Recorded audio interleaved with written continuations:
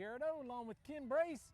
We're going to talk a little bit about games coming up in just a second, but tonight we're on the campus of Williston-Elko, and I've been working so hard to get Hunter-Kinard-Tyler right. HKT. I'm calling them HKT. From here on out, but they're Hunter-Kinard-Tyler, which that means they're close to Hunter, Kinard, and Tyler, South Carolina.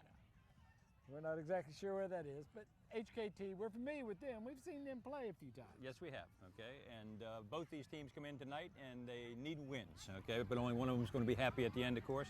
And I kind of think that's going to be the Blue Devils, but I think it's going to be a good football game. Both teams down a little bit.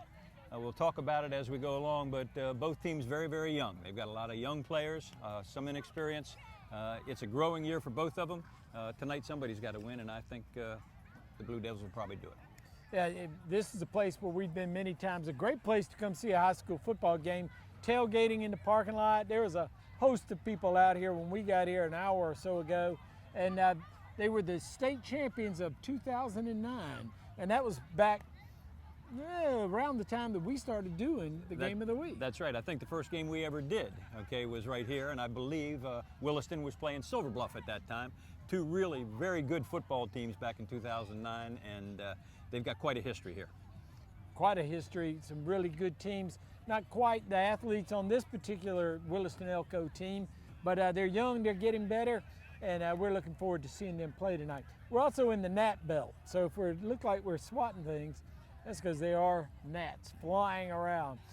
But we'll deal with that in the break. We'll come back and talk about some of the other games in the area in the pregame show for the Aiken Standard Game of the Week.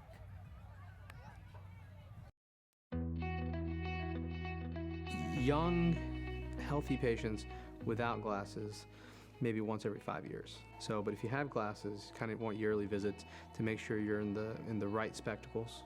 You know, folks over the age of 50 or 55, we generally start wanting yearly visits at that point, because over the age of 50, you have a higher incidence of things like glaucoma, macular degeneration, those kinds of things. Make an appointment today with one of our 4 doctors at Aiken Ophthalmology. I knew he was in trouble. I didn't really know that it was a heart attack, but I knew he was in trouble. His right coronary artery was 99% blocked and already collapsed. So within 10 minutes, they had put a stent in. I'm so glad that we made that decision to go to Aiken Regional right away. We definitely made the right decision in going to Aiken Regional. I don't think we could have gotten better care. Pregame show for the Aiken Standard Game of the Week. We're on the campus of Williston-Elko High School, and they'll be taking on the Trojans from HKT. So Blue Devils, Trojans matching up. We'll talk some more about that in a little while, but we're going to take a look at some of the games going on in the area. And last week we were at Aiken High. Aiken, you got a feel for them. They haven't won a game since 2016. We're live. I mean, what can you say? We're live, and you know, he doesn't know what we're doing here. So we Aiken loses by a point last week to South Aiken. This week, Midland Valley, they're at Midland Valley. A chance for either one of these teams to get their first win of the season. Yes, there is, and it was a heartbreaker last week. It was a good football game. Comes down to a missed extra point, but that's not the only thing that cost them the game. They had other opportunities, and of course, South Aiken came back and played very, very well themselves. But I cannot believe that Aiken has not won a game in the last 2 years after what we saw last week, okay? They've got some speed. I think their quarterback, Wallace, does a terrific job. All right, he threw another 3-touchdown game last week. Throws it very well. He's a threat to run the football. They've got a couple of guys that can run it, also some good receivers. And their weakness going into that game had been their defense. And the first quarter, it looked like we were going to see the same thing. But as the game went on, their defense really came to life. I think that was a really stepping up point for their defense. I expect them to play well defensively tonight. Okay, Midland Valley, similar situation. Hadn't won a game this year. Their quarterback, Puckett, doing a solid job. He's got 9 touchdown throws so far this season. They need a win also. I got to believe that there's a slight edge to Aiken. They've scored more points than Midland Valley. They've given up less points than Midland Valley, and I think they're hungry, and especially after last week. I think Aiken has the understanding that they are this close to winning tonight. I think they'll get the win. And Aiken, they've been this close in a lot of games this year, and you got to think that they feel good about themselves a little bit more than Midland Valley, who sort of slid along as the season has gone along. We'll see. They're at home. Somebody's going to get their first win. That's right. Somebody will get the first win. Somebody's going to be happy, and you feel for both teams. Okay, you never want to go so long to get your first win, and when you've done it for more than a season, okay, you're really hungry for that win. Okay, it'll make a big difference in their program. All right, Brooklyn-Cayce comes down from West Columbia to take on South Aiken. BC upset North Augusta last week, and yeah, you got to wonder, they did that at North Augusta. Can South Aiken handle this group? Well, I'll tell you, as that game went on last week with North Augusta, Brooklyn-Cayce was down at least 2 scores, maybe 3 scores, 2 coming into the final quarter, and they came back and won the football game. And I think they did that on the arm of their quarterback, okay? And that's Reed Sharp. His father is the head coach, all right? So they know what they're doing. They probably talk football 24 hours a day. I think Brooklyn-Cayce comes in at 4-2. I think they're probably a little bit more dangerous offensively than South Aiken is. South Aiken's got to rely on their defense tonight. They have not put a whole lot of points on the board this year, and we even saw that last week for a good part of the game. They struggled a little bit having sustained drives, not as consistent as we're used to seeing them over the last few years.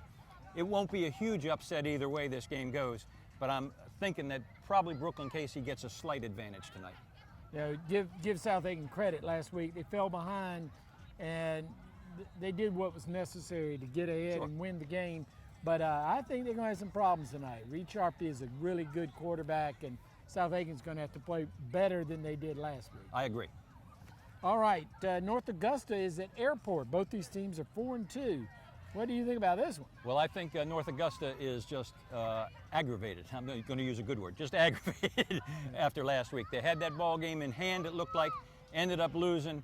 Okay, they have had a little trouble themselves this year scoring. Okay, they've put up 163 points, which isn't bad, but it's not nearly what we're used to seeing from them over the last few years. Tanner White, 4 touchdowns last week running the football. That's pretty impressive. Okay, Jakari Buxton had a good ball game, ran the ball for over 150 yards. I think they'll beat Airport. It's one of those games that I like to look at.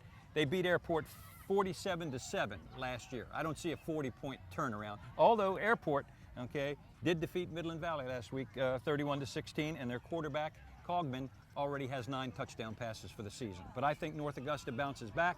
I think they're the better ball club. I think they win tonight. We've been to Airport to do games before. That's another tough place to play. And Airport better than they were last year. North Augusta better not think, well, last year what you just said, the score, and we'll have no hard time. They've been very inconsistent, quite frankly, from what we've seen. We've seen them a couple times, and they need to play much better and to get this win. Strom Thurmond is at Swansea. Swansea, they're 0-6 for the season and having a tough time of it. They played some close games, though. They have, okay. The problem with Swansea is they're not scoring a lot of points. Only 107 points so far. They've given up almost 200 points. And I think the sleeping giant might have come alive last week with Strom Thurmond. They had an overwhelming victory over Edisto, 58-6. We've been waiting for them to explode. Maybe last week did it. Antoine Hillary does a fine job. They're 5-2 now, 193 points scored, only giving up 132. I think Swansea's in trouble tonight. I think Strom Thurmond wins. I expected the game last week to be close, and Strom Thurmond really put it on them. So I'm ahead with the Rebels tonight. All right, Batesburg-Leesville at Silver Bluff. Batesburg-Leesville, I think, is 2-3 on the season. Yeah, they're 2-3. And usually very good football team. Silver Bluff needs to play tough. They do. Silver Bluff is, I think, one of the most improved teams in our area this year. Okay, they're 3-2. They're playing well. They're still trying to get a little more potency out of their offense, from what I understand. But they've got some talent on that team. I think it's going to be a toss-up game. Last year, we had Batesburg beat them by a touchdown, 27-20. And I think this year it could turn around and be the other way, 27-20 for Silver Bluff. But this game, I think, is kind of a toss-up. Both teams have some room to improve yet. I'm pulling for Silver Bluff, Hal. You might pick that up. I'm glad. I'm sure they appreciate your support. Yeah, I'm sure they do. That's my neighborhood school, so that's one of the reasons. That's one I think will be very, very close. I think so too. Batesburg is probably better in that record than probably very even with Silver Bluff. All right, here's one of our favorite teams, Whale Branch. I gotta love a team called Whale Branch. Whale Branch. And I got to be honest, I think the last time they played each other was 10 years ago or something like that. But Whale Branch comes in, and they're a pretty good football team, I think. They've gotten beaten by a couple of teams when they were playing up, but they're 4-2, not a bad record at all. They've got a nice quarterback in C.J. Brown, and Urban Mulligan is a leading rusher for them. But they're playing against Barnwell, and I think Barnwell is the most impressive team that we have in our area this year. They're 6-0 coming in. I really like Craig Pender at the quarterback. They got lots of receivers, lots of running backs. 6-0 coming into this ball game. I think they'll be 7-0 once it's over. Yeah, I believe Barnwell's very tough. Just down the road from where we are tonight. We're in Barnwell County. You just need to hop over the hill right there, and we get to Barnwell. Don't say anything about that. What, Abbeville? You know that they played last night. Yes, I know that they played last night. What was the final score here? I don't know what the final score. Fox Creek lost to Abbeville, #1 in the state. Yes. So, very, very good football team. No dishonor in losing to Abbeville. No, but Abbeville, it was a domination last night. And Fox Creek's, frankly, not used to that. They've been playing very competitive against virtually everybody. Last night, Abbeville took it to them, and it wasn't close. All right, 2 3-2 teams are playing Blackville Hildas at Ridge Spring Minetta. And Ridge Spring Minetta beat them last year 40-6. Ridge Spring Minetta is now playing in their division. Ring Spring Minetta has a good football team, and they're going to beat Blackville Hilda tonight. All right, I don't disagree with that. And North, who is winless on the season, is at Wagner Sally. And Wagner Sally, one of the best teams in their division, and North, once again, and this is not, North has had a really long string of tough luck in football the last few years, and they're going to be outclassed tonight. I think this will be a rout. Wagner Sally should win that ball game easily. However, the football's still got points on it, and it's sometimes funny things happen, but Wagner Sally should win that ball game easily. And the Braves are playing at Los Angeles. Where are the Nats? They're flying around my head. That's where they are. Big Nats fan, though. At least we made it to the playoffs. I think my Washington Nationals are home playing golf. Playing golf, probably so. All right, we're going to take a break. We'll come back and talk a little bit about Williston taking on HKT when we return on the pregame show for the Aiken Standard Game of the Week. You can't always be there to protect her down the road. Make sure the tires she's riding on will. With the revolutionary Michelin Premier tire, even when half worn, it's still safe, thanks to EverGrip technology. The Michelin Premier tire, safe when new, safe when worn. I always ask myself, would I want me to represent me? Would I want a lawyer who is prepared, who is passionate, who is capable? And every day that we represent our clients, we're telling our clients that you can count on us to bring every skill, every ability, and all of our passion in representing your interests. That's what it means to count on Chandler. That means that you can count on us to fight for you.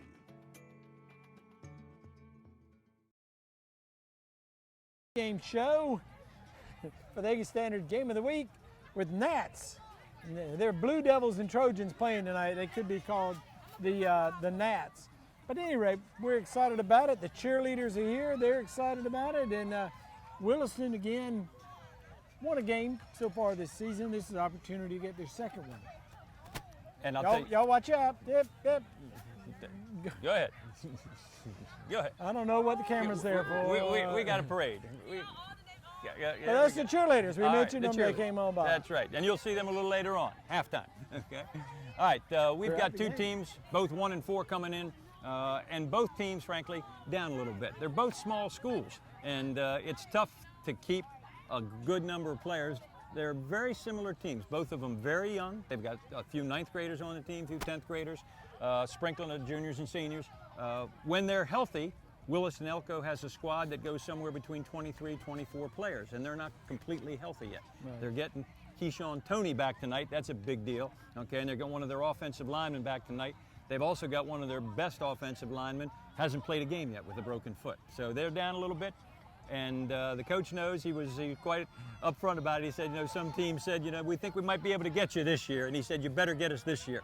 He's Yeah. building a strong program. They've got a 9th grade team with a number of players, a junior varsity team with a number of players. They're playing a lot of different schools. They're doing quite well. And he said, you know, as this team grows and as they age just a little bit, they're going to be just fine again, okay? But right now, there's no question they're down a little bit. So it's going to be a close ball game tonight. In years past when we've been here at Williston, we'd say this one's done deal, okay? They're going to win easily. Can't say that tonight. All right, a lot of activity going on around us. Yeah. Who are some of the players we can look forward to tonight? Okay, first of all, we mentioned Keyshawn Tony, okay? He's everything here. 6'4", 240. He's a prospect for college without a question. Plays both ways. That's another thing about Williston-Elko. They have 7 players going both ways, okay? And you don't see that too much in high school anymore. But their squad is so limited in terms of numbers, that's not unusual, okay? Trace Rhymes is their quarterback. He's only a junior, okay? He's doing a nice job, okay? But they've been overwhelmed defensively by some teams, and they've taken a couple of lumps.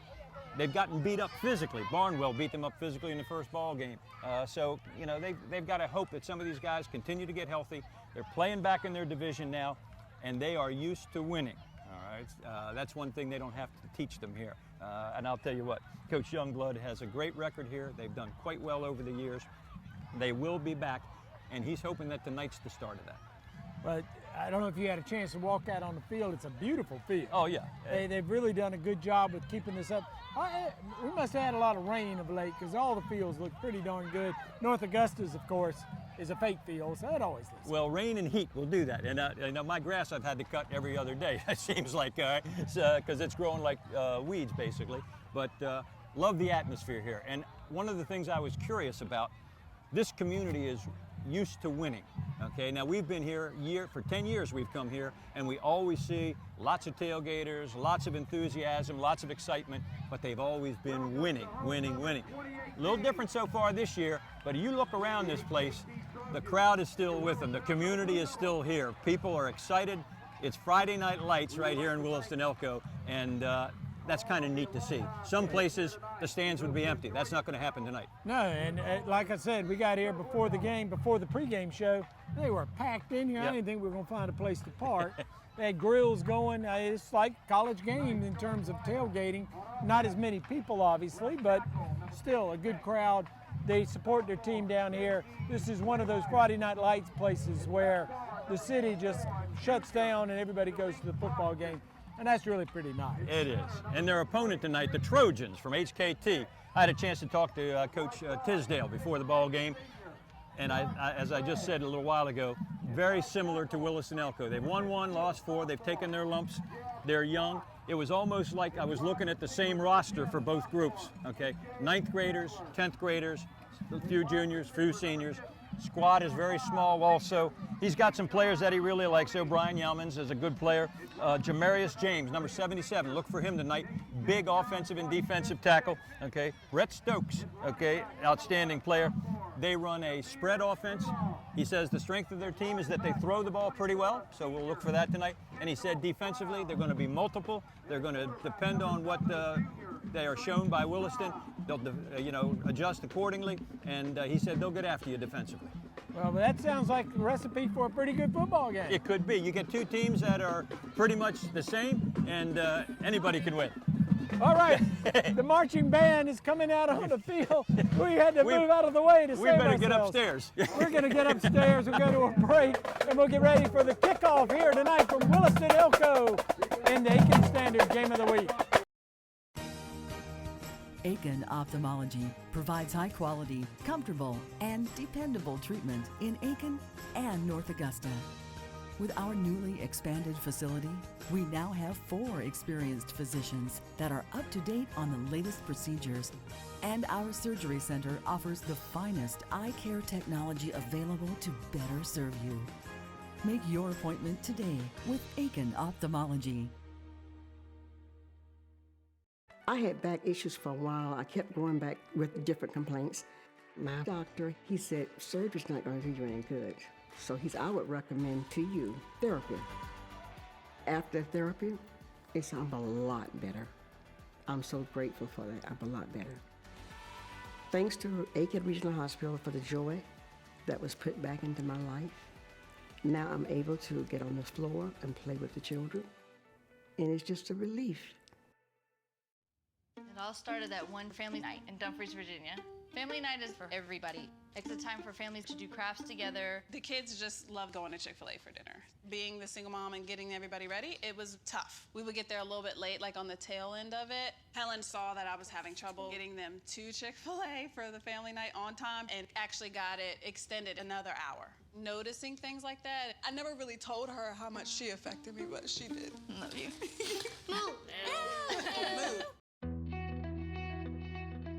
Young, healthy patients without glasses, maybe once every 5 years. So, but if you have glasses, kind of want yearly visits to make sure you're in the right spectacles. You know, folks over the age of 50 or 55, we generally start wanting yearly visits at that point, because over the age of 50, you have a higher incidence of things like glaucoma, macular degeneration, those kinds of things. Make an appointment today with one of our 4 doctors at Aiken Ophthalmology. I knew he was in trouble. I didn't really know that it was a heart attack, but I knew he was in trouble. His right coronary artery was 99% blocked and already collapsed. So within 10 minutes, they had put a stent in. I'm so glad that we made that decision to go to Aiken Regional right away. We definitely made the right decision in going to Aiken Regional. I don't think we could have gotten better care.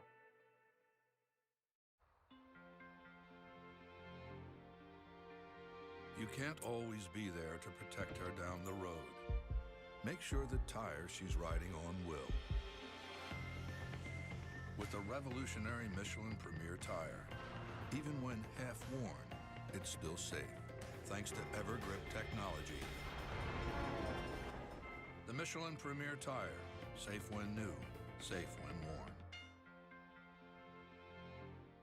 I always ask myself, would I want me to represent me?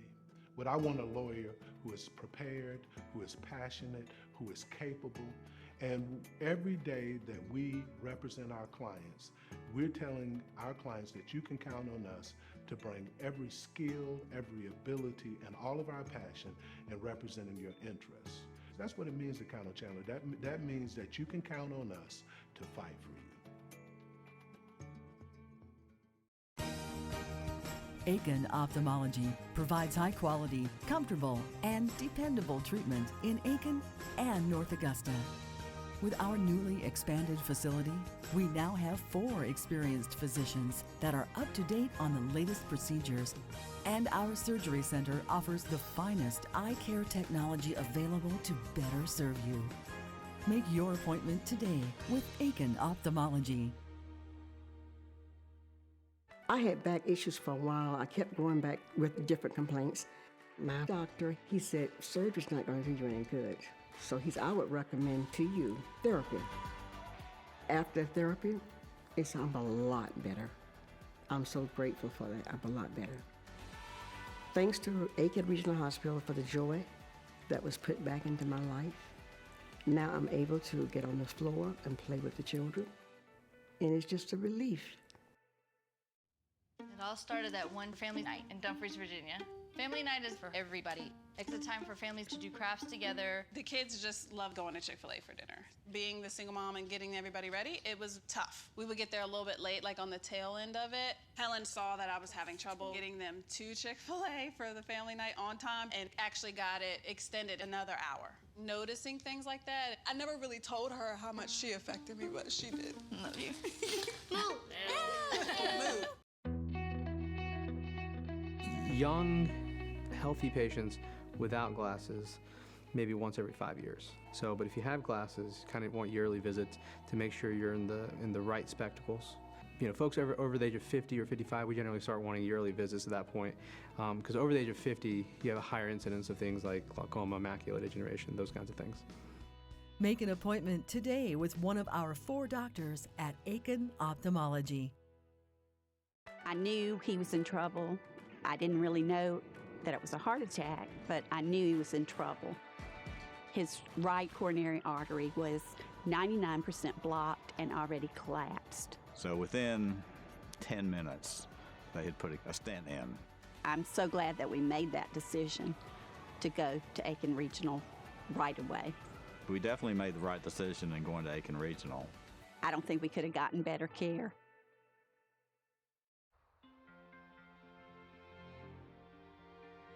You can't always be there to protect her down the road. Make sure the tire she's riding on will. With a revolutionary Michelin Premier tire, even when half worn, it's still safe, thanks to EverGrip technology. The Michelin Premier tire, safe when new, safe when worn. I always ask myself, would I want me to represent me? Would I want a lawyer who is prepared, who is passionate, who is capable? And every day that we represent our clients, we're telling our clients that you can count on us to bring every skill, every ability, and all of our passion in representing your interests. That's what it means to count on Chandler. That means that you can count on us to fight for you.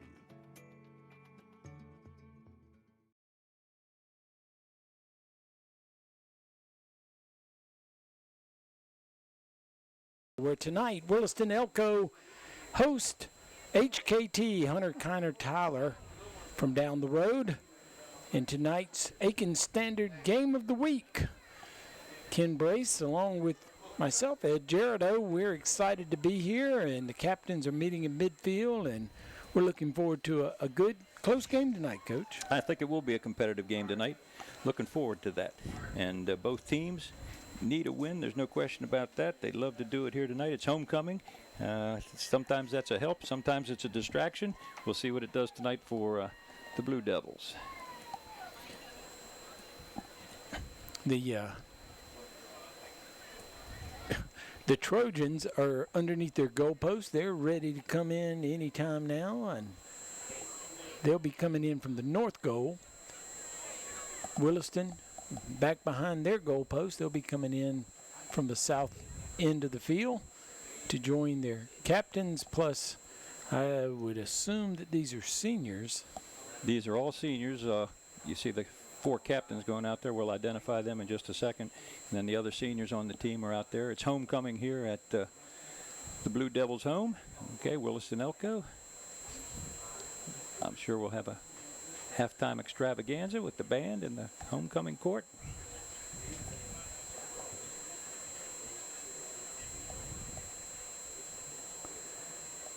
For those of you who are at home and were worrying about the gnats getting on us, we're nice and safe here in the booth, and it is air conditioned, which is the best news of all. All right, HKT won the toss. They deferred to the second half, so Williston will receive the opening kickoff. Hunter-Kinard-Tyler will defend the south goal, and we're only moments away. And the captains for tonight, number 1, this is for the Trojans football team, Brian Yaumans. He's a wide receiver and a defensive back, and he's a senior.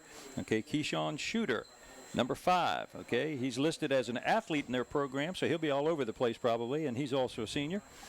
Willie Millhouse, okay, their leading rusher. Okay, 9 is his number. And number 77, they're very high on Jamario James as a defensive and offensive lineman.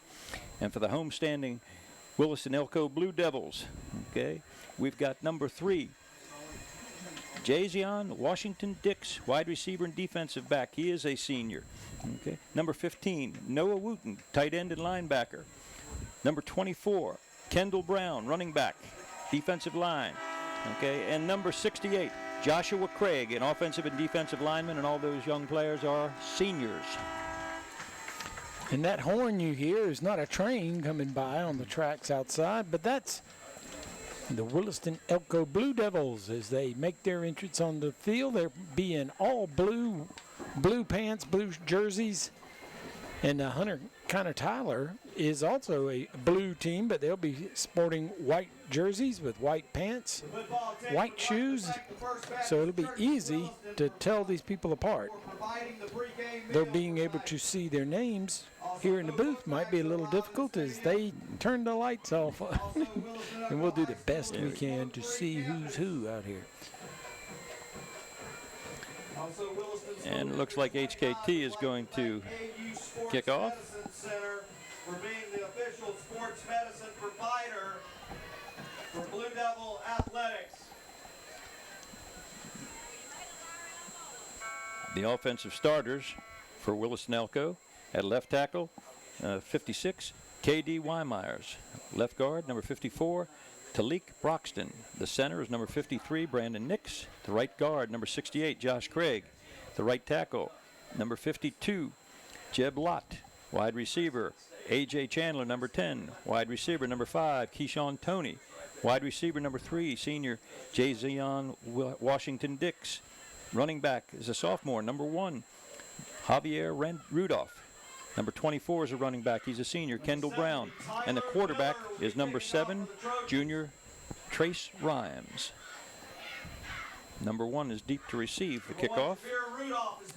Actually, I think Darian Folk, number 4, is deep to receive. Oh, you got the actual numbers? Yes. Well, number 4. That's not number 4? No, it's number 1. That's number 1.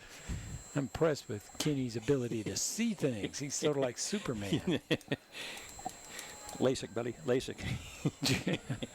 maybe that would help. All right. That's a short pooch kick. They're going to fall on it on the far side. And that was Deshaun Singleton just making the recovery at the 35-yard line or thereabouts. It'll be a Chandler Law Firm 1st and 10 for the Blue Devils. They'll mark him at the 33-yard line. 1st and 10 for the Blue Devils. And it does sound like the PA speaker is here in the booth with us, which I think it's on top of the building. And the Blue Devils have blue on tonight, all blue. Player to watch for Williston is number 5, Keyshawn Toney. He splits wide to the left, 1 wide to the left, 2 over here to the right, 2 backs in the backfield. Next to the quarterback is Trez Rhymes. I think this is the 4th game in a row that as the teams line up to run the first play, a whistle blows. It's been for different things, equipment, yardsticks. This one looks like a player equipment. They sent him off to maybe get a chin strap or something. From looking at the players before the game, both teams look to be about the same size. They're smallish and they're young. Should have a good game. Rhymes, hands off. No gain on that. And that was Rudolph, which is number 1, which we learned in the kickoff. Rudolph stopped for no gain. 2nd down and 10. And in on that play was indeed number 77, Jamario James. He's a big kid. He's a big, strong, and it looks like he's flipping according to the offensive set. So they said they'd be multiple, and he was on the right tackle to start. Now he's on the left. A little pass off target. Had a man out there. He was open. He was well covered. That was Singleton was the intended receiver. So Rhymes misses on his first pass. 3rd down and we'll call it 10 and a half.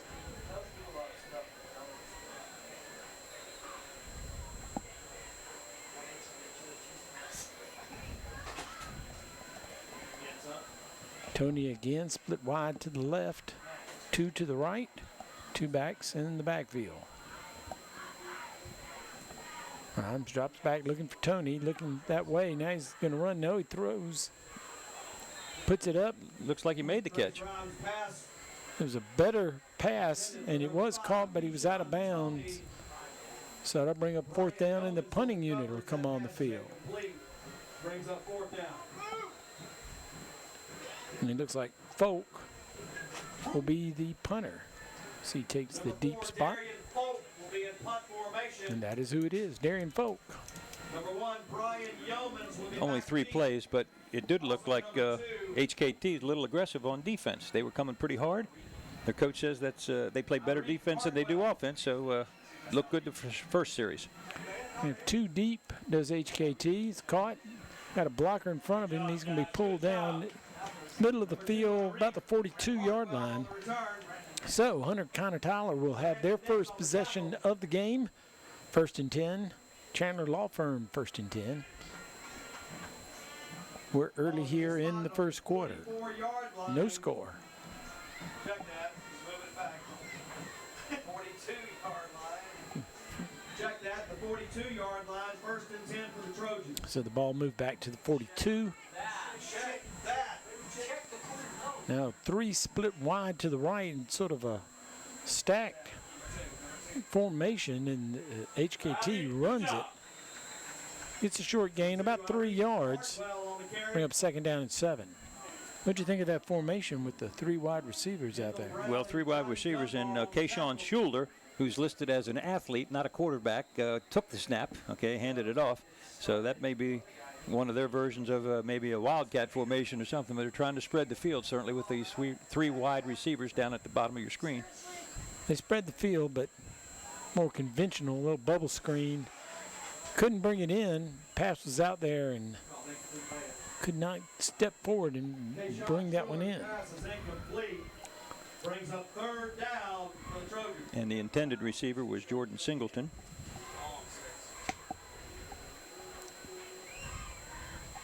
Saw something last night in the pro game that I haven't seen. Edelman dropped a pass.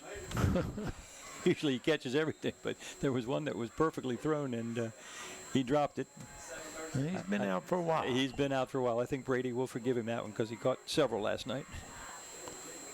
Now go a little deeper. Quarterback may run this. He tucks the ball. He's going to get up over midfield. Got a blocker, and he's going to pick up the 1st down around the 45-yard line of Williston-Elko. He goes out of bounds. They're going to give him the 43.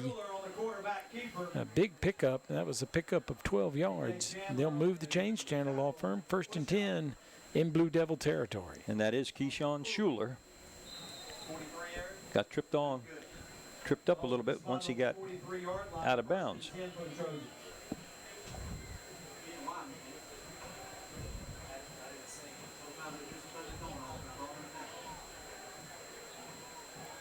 Two backs in the backfield.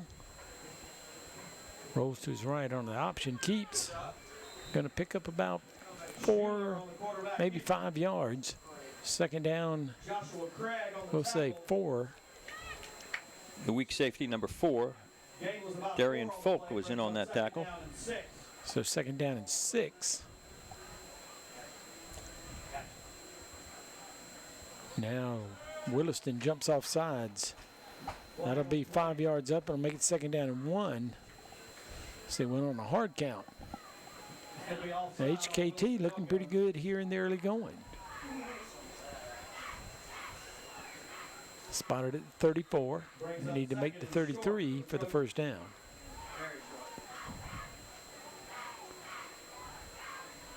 Makes a nice catch. Does hand it off, couldn't make the tackle.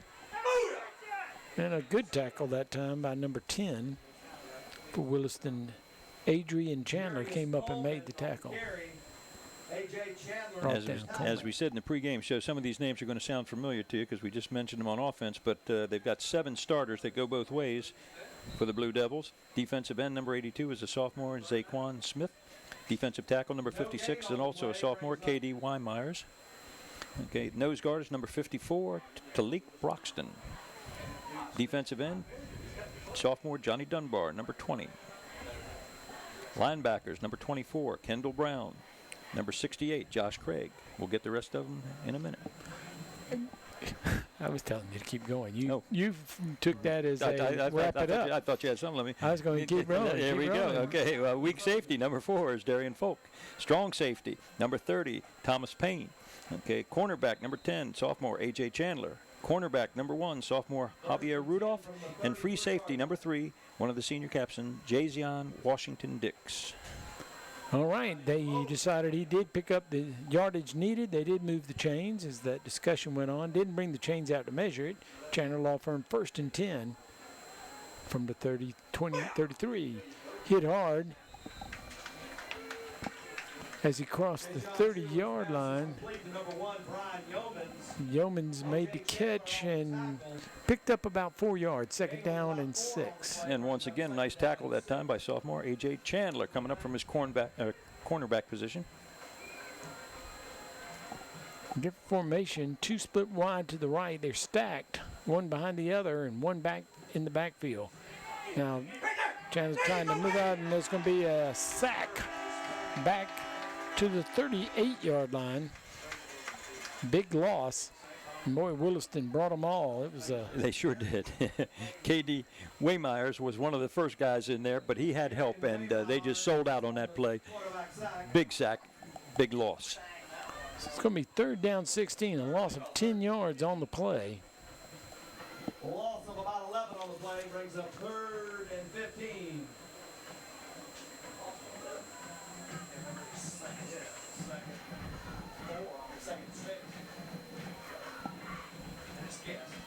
Quick out.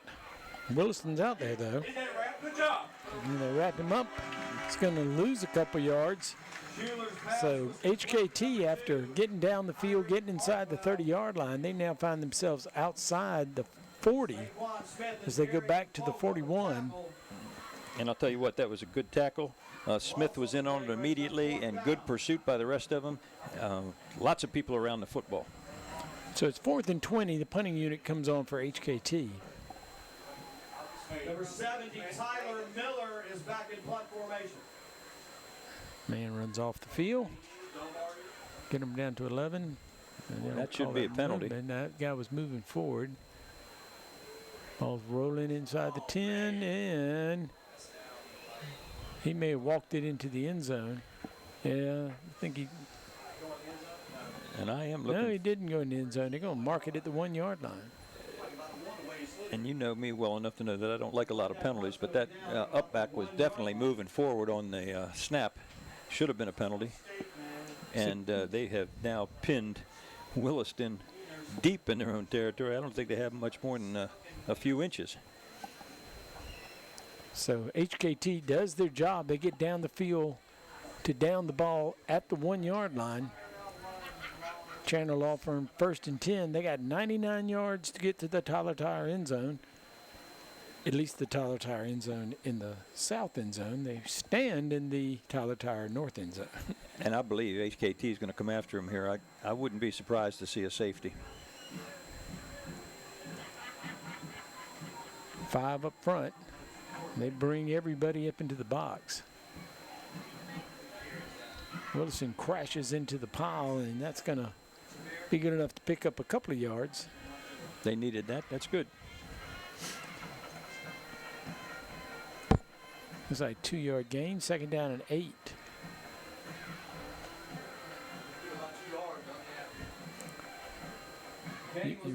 Your description of Tony was pretty good before the game. He's a big young man. He sure is. They got him at tight end now.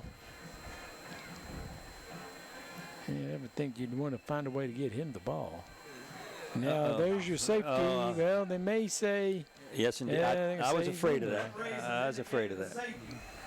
So Williston, after getting out of the 1-inch line, takes a sack in the end zone for safety. And, you know, he went east to west on that second run instead of north-south, and paid the price for it. So the first scores for Hunter-Kinard-Tyler. They lead 2-0 and will now receive the football on the ensuing kickoff. And we haven't seen too many safeties this year. No, we haven't. That may be the first one.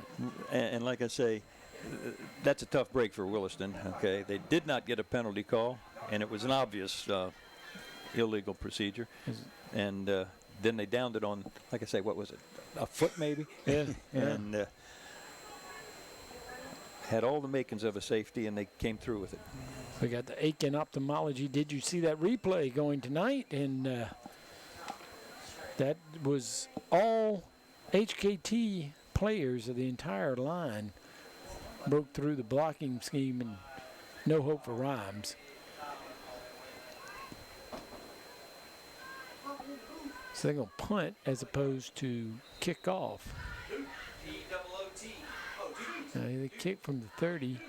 No, I was going to say he's awfully close to being across the 30, or the 20 rather, where the kickoff's coming from, and he walked right across it. They may not have practiced this. The punter was offsides. Now they threw the T out there. I'm not so sure that they won't. They're going to throw the T back. I would be willing to bet they haven't had many occasions to punt after a safety. That's interesting. They did not penalize him. They're still kicking from the 20. He may want to take a step back, though. Well, he stayed inside. He only two-step drop. Caught about 38-yard line. Got room to run here.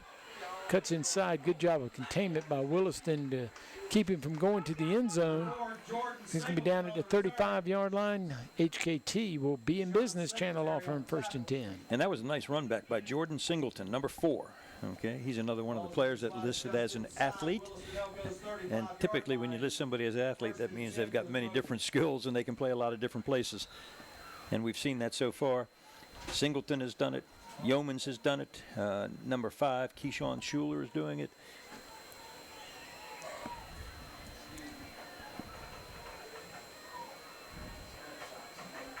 So one wide receiver to the right, one to the left. Two backs, flanker right off the right side. And now mix up, and there's a fumble. And HKT able to pick that back up. Fumble on the play, recovered by number 8, Jarius Coleman. Coleman, the quarterback, able to fall on that. And that's the first snap he's taken. And there was some confusion in the backfield. The two running backs looked like they were going in opposite directions, running into each other. So 2nd down and 13, loss of 3 on that play. Now drop straight back, gonna step up, gonna throw it down the field. A little wobbly, he had a man out there. Overthrew his receiver. Got a nice arm. And that was Schuler, actually, quarterbacking on that. They got different people running different spots. That's what happens when you have athletes out on the field.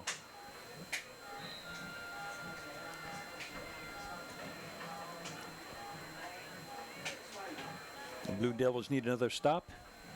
If they can get away with only 2 points after the safety, they'll be in good shape. So 3rd down, 13. I'm sure they would go for it on 4th down. Oh, there's a hold, and I don't know. They called it up, and a great catch, but it's going to be called back. Yeah, there's no question. They got them that time. He reached out and grabbed the guy as he was going by him. He sure did. Hit the sack. Holding against HKT. Lots of cheering in this booth. The hometown announcers are very happy. They're yelling and screaming over there. So that'll be a 10-yard walk-off. And that's one, a lot of times we don't see the hold. That one was fairly clear. If we've got a very obvious Aiken ophthalmology replay, you'll be able to see it as he came through. There he comes in, they grab him and pull him around. And the Blue Devils were coming. I mean, they sent the house. Not much time. So well-executed pass and catch and run, but it's or not. And before we leave that behind, HKT, very nice pass, very nice catch, and touchdown comes off the board. Sure we'll see that again tonight. 3 split wide to the right. Long ways to go for a 1st down, 26 yards. Throws it down again in the middle field. It's intercepted. Number 7. And that's the quarterback, Rhymes, is it not? Yes, it is. That's Trace Rhymes. Okay, and he gets one back. They got him for a safety. He's got the INT now against them. And that ball was thrown into a lot of coverage. Rhymes, nice play. And what I love to see there, you always coach your kids, if you're trying to catch a pass, go get it at its highest point, and he did that. That was a nice interception. Let's see if the Devils can get something moving now. So as Coach alluded to, 2 points on the safety, and that being all of it, Williston has to feel pretty good about that. And they go back to what they're famous for, the wishbone formation, but HKT is breaking through the line and tackling people in the backfield. Rudolph brought down. It's going to be a loss, about 3 yards. 2nd down, 13. Loss of about 2 on the play brings up 2nd down and 12 from the 23-yard line. They've got a couple of sophomores on that front line, a couple of juniors and a senior. But right now, they're having a little trouble handling HKT's pressure. Wishbone again, 2 tight ends, and this time HKT jumps. So they changed up the cadence. yards against HKT. So a 5-yard walk-off will make it a little less overbearing. 2nd down and 8.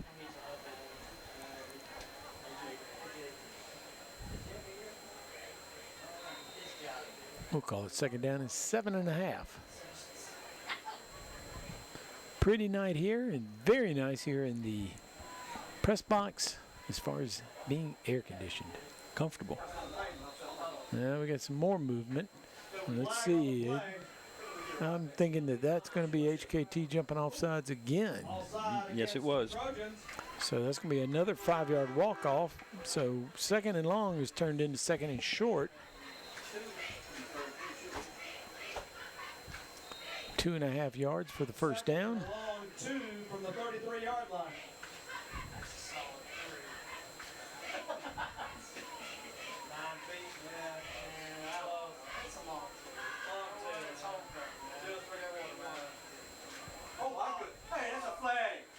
Oh, fumble. Brought it out into the end zone. HKT gets their touchdown after having it nullified on a hold. This time they take the ball away. Believe that was number 1, Rudolph.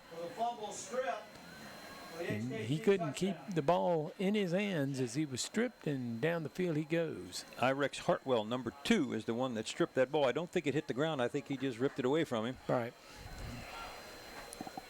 It'll go as a fumble, and our score is 8-0 with the extra point coming up. When I talked to Diedrich Tisdale prior to the game, he said, we play pretty good defense. He said, you know, and we throw the ball fairly well, too. So far, I think he knows what he's talking about. I like their defense. They come after you. And early going. HKT having the best of it. 3:53 left to go in the first quarter. Dropping back, throws a pass. It's caught, makes a man miss, heads to the end zone, and he is short. There is a flag. Point conversion is no good, but let's check the flag.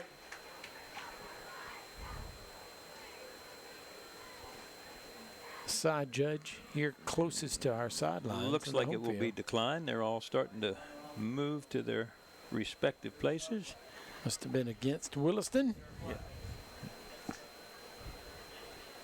We'll take a look at the Aiken Ophthalmology replay. Did you see that replay?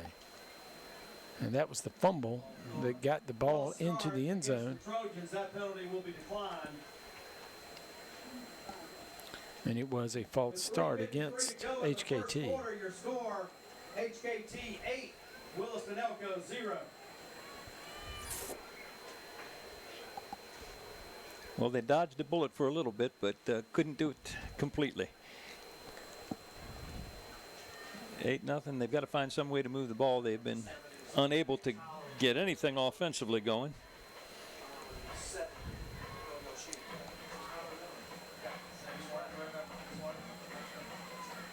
So we started the game with HKT kicking off to Williston, and we'll do it again here. And Rudolph is deep to receive.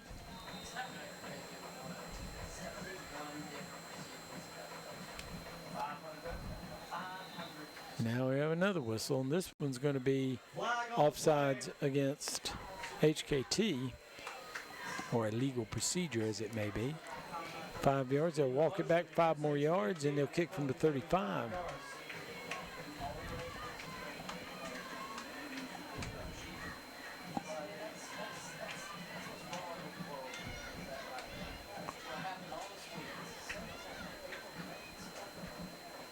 Cheerleaders trying to get the Williston crowd fired up.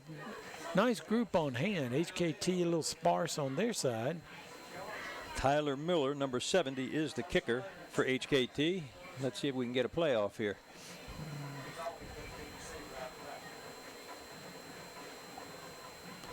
Low line drive. Caught over there. Coming up to the 20, 30, 35, out across the 40. The 43-yard line. So Williston will have good field position to start this drive as they trail 8-0 on a safety and a fumble return for a touchdown. Ball's going to be placed on the 42-yard line First and 10 for the Blue Devils. This is their best field position so far in the ball game.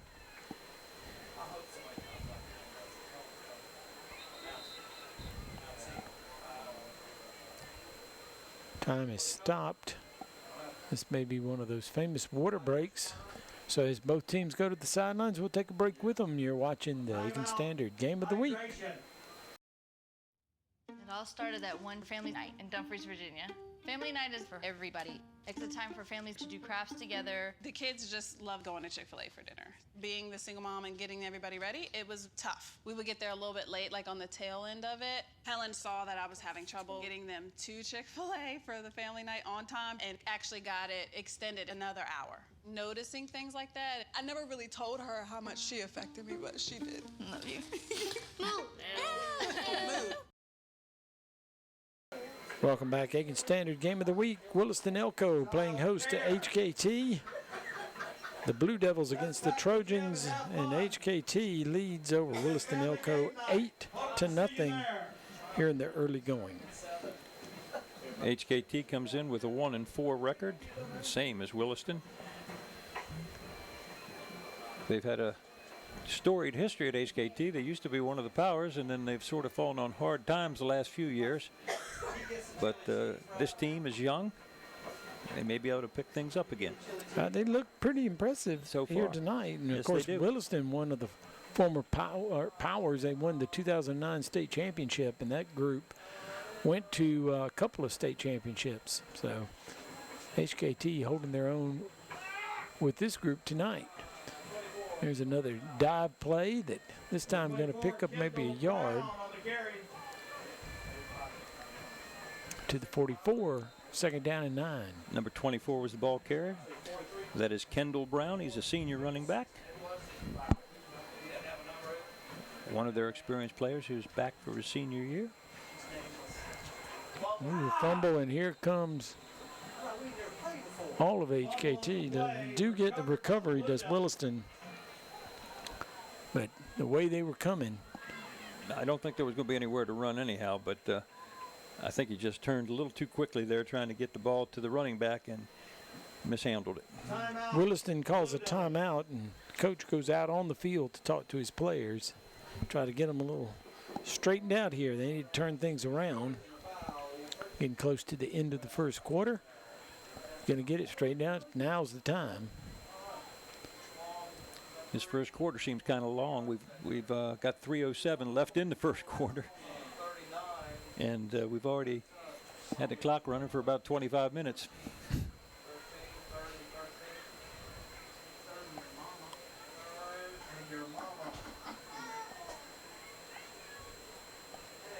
So the loss on the play was 4 yards. It's going to be a 3rd and 12 and a half, we'll call it. I got the impression before the ball game, Derek Youngblood is a patient coach this year. He knows they're young. He knows they're a little bit inexperienced. Here they come again. They can't block HKT. Pass was low and outside. And they're bringing 4 and 5 people every play. So 4th down will bring the punting unit out on the field. Pass was incomplete, brings up 4th down. Number 4, Darian Polk will be in punt formation. Number 1, Brian Yeomans, and number 2, Irick Hartwell are back deep. Kick is straight up. This is going nowhere, and somebody people standing around. You got to get away from that one if you're the receiving team. They're going to say he touched it at the 48, and they're not going to worry about the fact that it rolled back on him to the 50. The ball's going to be placed on about the 49-yard line. So it'll bring up Chandler Law Firm, 1st and 10 for HKT, and they're a couple yards short of Blue Devil territory.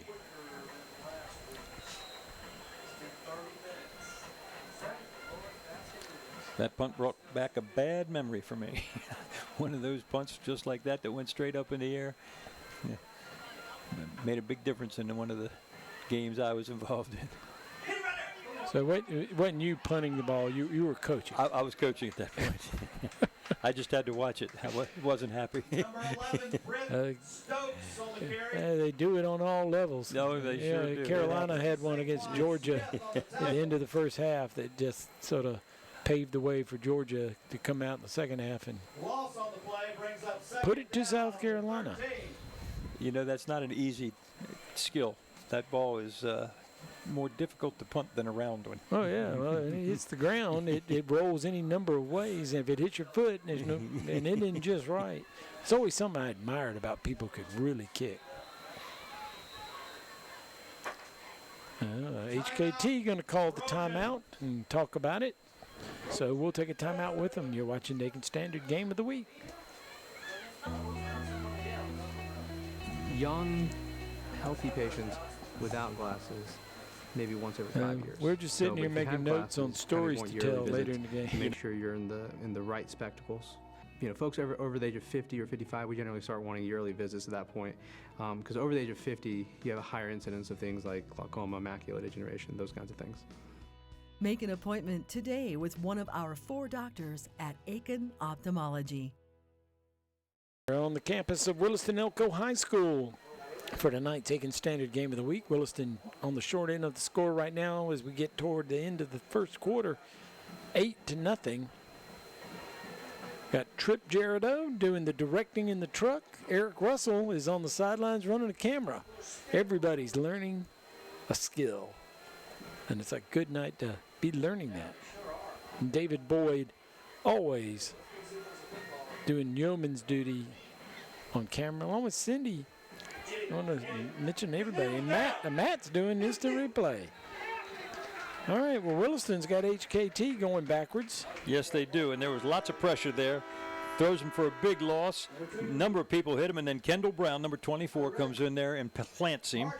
Okay, good tackle. Hartwell's had some fun tonight. He's the guy that ran that touchdown in when he recovered the fumble, I believe. But didn't have a whole lot of fun on that play. So 3rd down and 18 for HKT. They've taken 2 plays, and they've lost about 4 yards on each one of them.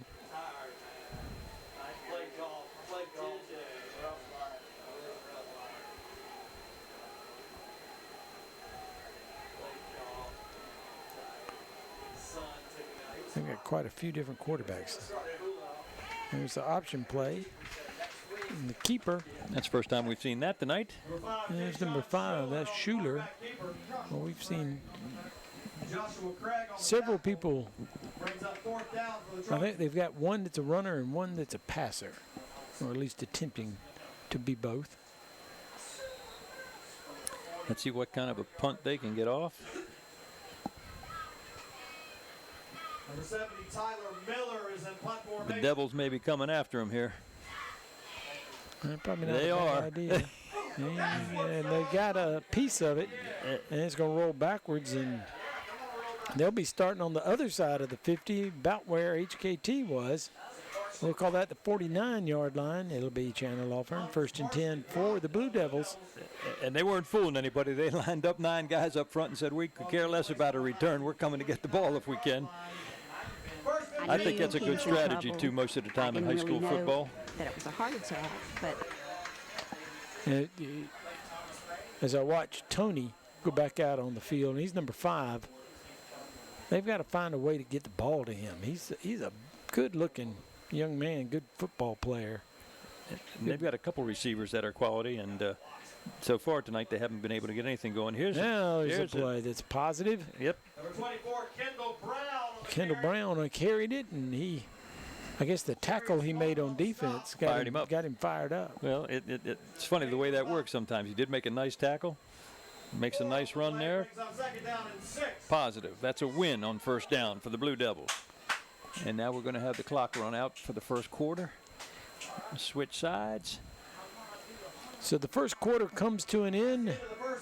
Williston has got into Trojan territory. They'll be starting from the 43-yard line when we return to the Aiken Standard Game of the Week.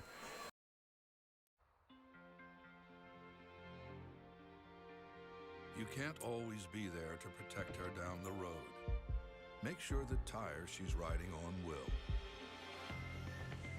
With a revolutionary Michelin Premier tire, even when half worn, it's still safe, thanks to EverGrip technology. The Michelin Premier tire, safe when new, safe when worn. Williston-Elko finished the first half with possibly their best offensive play of the first quarter. They finally got some room to run and picked up 5 yards. It'll bring up 2nd down and 5.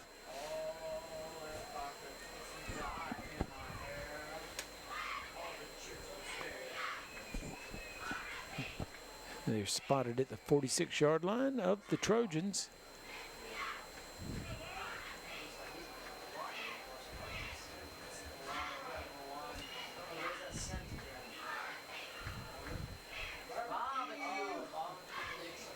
Come out. Tony split wide to the left right here on the home sideline.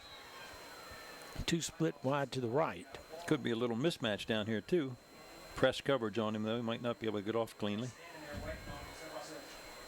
HKT is coming full boat, full charge, and this is Brown again, and he's going to pick up about 10 yards, and that'll be a Williston-Elko Chandler Law Firm first down, their first of the game. And you know, on that play you can see it. There were a couple guys that made the initial contact, and then somebody's trying to strip the ball. That's what happened earlier in the ball game that resulted in a fumble. A lot of teams try to do that. Sometimes they forget, though, you got to tackle the guy. And actually, there's too much of that in football. And I think they watch the pros, then watch college football and see kids doing that. You just need to wrap him up and put him down.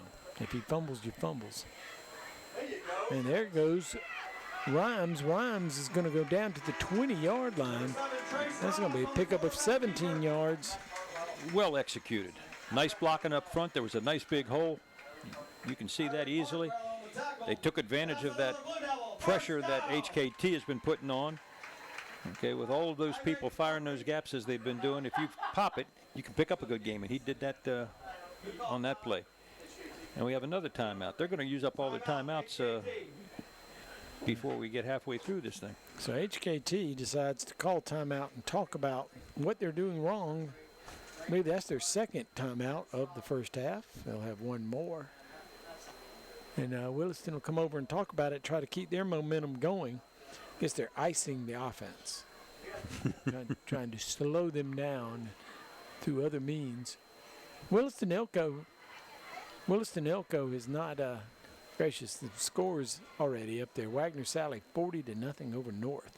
And that's got to be just about at halftime, I would guess. I would guess, since we're just getting started. Batesburg-Leesville 14-6 over Silver Bluff. I thought that'd be a tough game for Silver Bluff. It'll be a close game. Whoa, that surprises me if that score is accurate. 7-7, Strom-Thurmond. Again, Strom-Thurmond has been pretty inconsistent this season. They trashed Edisto last week, but here they pop back. They're in a tight game so far. Up, going for the touchdown down in the end zone. That's for Tony. He's out of bounds. I think he did catch the ball. Nope, it's on the ground. But you got to like that, though. You got to take a chance on that. So now, it's 2nd down and 10. This is his first game back. He, I believe, had an ankle injury before. It looks like he may have aggravated that a little bit on that play. He'll stay in the game, stay over here on the left side. He's played on the left side for the entire game. Well, they got the big splits now. Look at this. Brown couldn't find a hole at that time, so the timeout so far working well for HKT. Williston tried to surprise them with the pass downfield into the end zone, but now they face a 3rd down and 11 as they lost a yard on that play. This will be 4-down territory for Williston. Don't believe they kick. So they've got big splits on that offensive line. I kind of like that as an attempt to open up some lanes. Here they come through the lane. Oh, and he gets it to Tony. Tony makes the catch. It's at the 16-yard line. That'll be short of a first down, but it does pick up some of the yardage back. It's going to still be 3rd down and long. So we watched the Aiken ophthalmology. Did you see that replay? Just as I requested, start throwing the ball to Tony, find a way to get him the ball. He has his first reception of the game. 4th and 7. It's 4th and 7. The Blue Devils will go for it.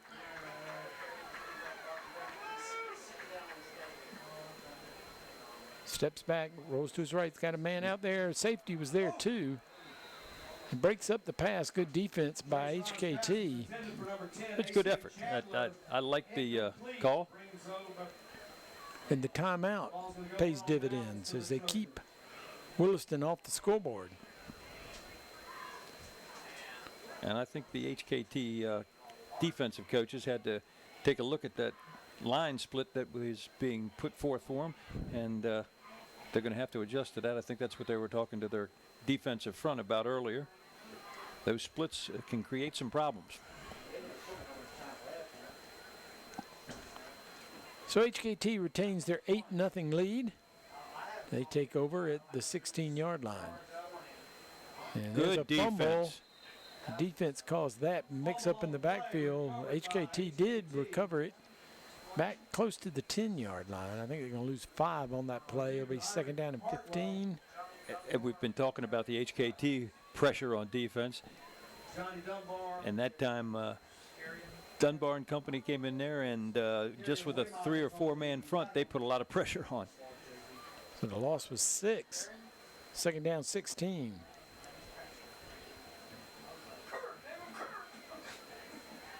And drop back and pass.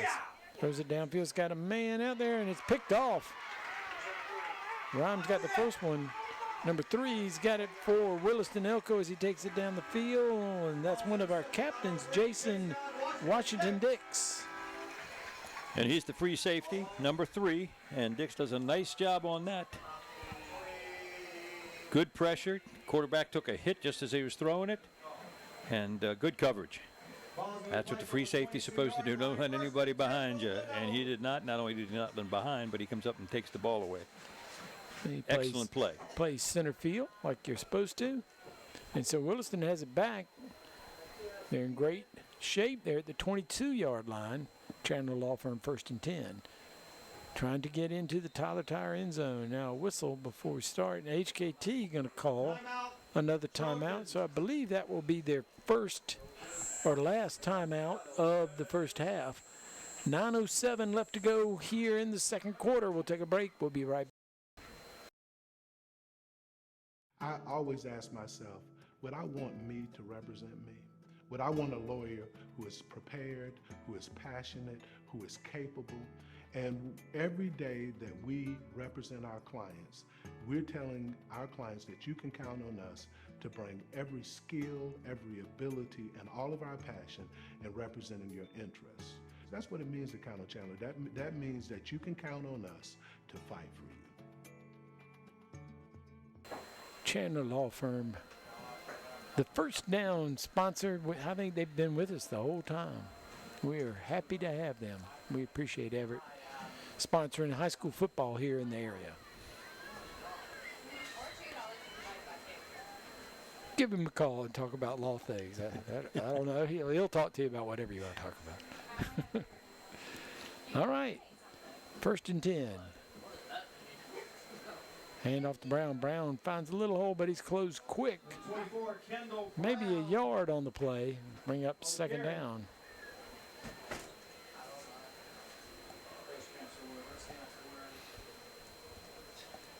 Second down, 9.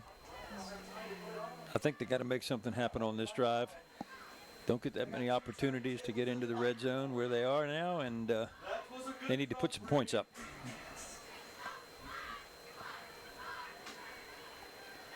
Two split wide to the left, one to the right. 2 backs on either side of Rhymes. Rhymes going to go to the end zone on the right side. Got a guy out there. And here comes a flag. And those of you at home that couldn't hear that, you might guess that that was pass interference. Jake Chandler, let's check the flag. Maybe we should put a headset on him. Yeah, I tell you what, gets excited. That's all right. You know, we've talked about it earlier. They're used to having excitement here at Williston-Elko. They've had good football teams over the years. When we first started this, I guess Dwayne Garrick was the head football coach here. Yeah, that's right. And one of his proteges, Youngblood, took over when he left to go to Barnwell and so on. But this has been a very, very successful program and a well-supported program. So half the distance to the goal takes it to the 10-yard line. Just outside the 10, it'll be Channel Law Firm 1st and 10. I believe actually the sticks are showing that it must be 1st and goal. They're holding the sticks up, but it looks like he's past the pylon over there. And Jamarius James in on that touch, in on that tackle is what I'm trying to say. Okay, nice job there. He's a big, strong young man. So a pickup of a yard, 2nd down and 9. We'll call it 2nd and goal. From the 9. Sticks inside the pylon. What are you doing? There you go,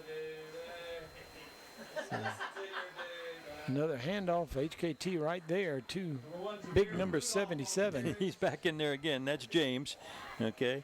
And he got some help that time by Catwan Schuler. Okay, and he's an offensive and defensive lineman. He's only a sophomore. And I'm guessing that he's related to Keyshawn Schuler, who is one of their outstanding athletes, who is a senior. I would suggest run away from wherever 77 is, but like you said earlier, they're flipping him in the back there, so it does make it kind of tough. He goes to the strong side all the time, it looks like. That's not a bad move, by the way, by the coaches. There's a tight catch, dragging him yes, to the indeed. end zone. He's in there. He's got to be in there. Nice play. Williston gets on the board.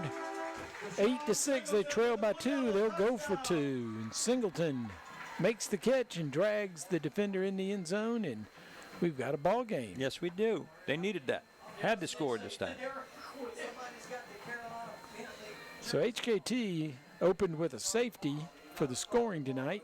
They've scored a touchdown on a fumble return.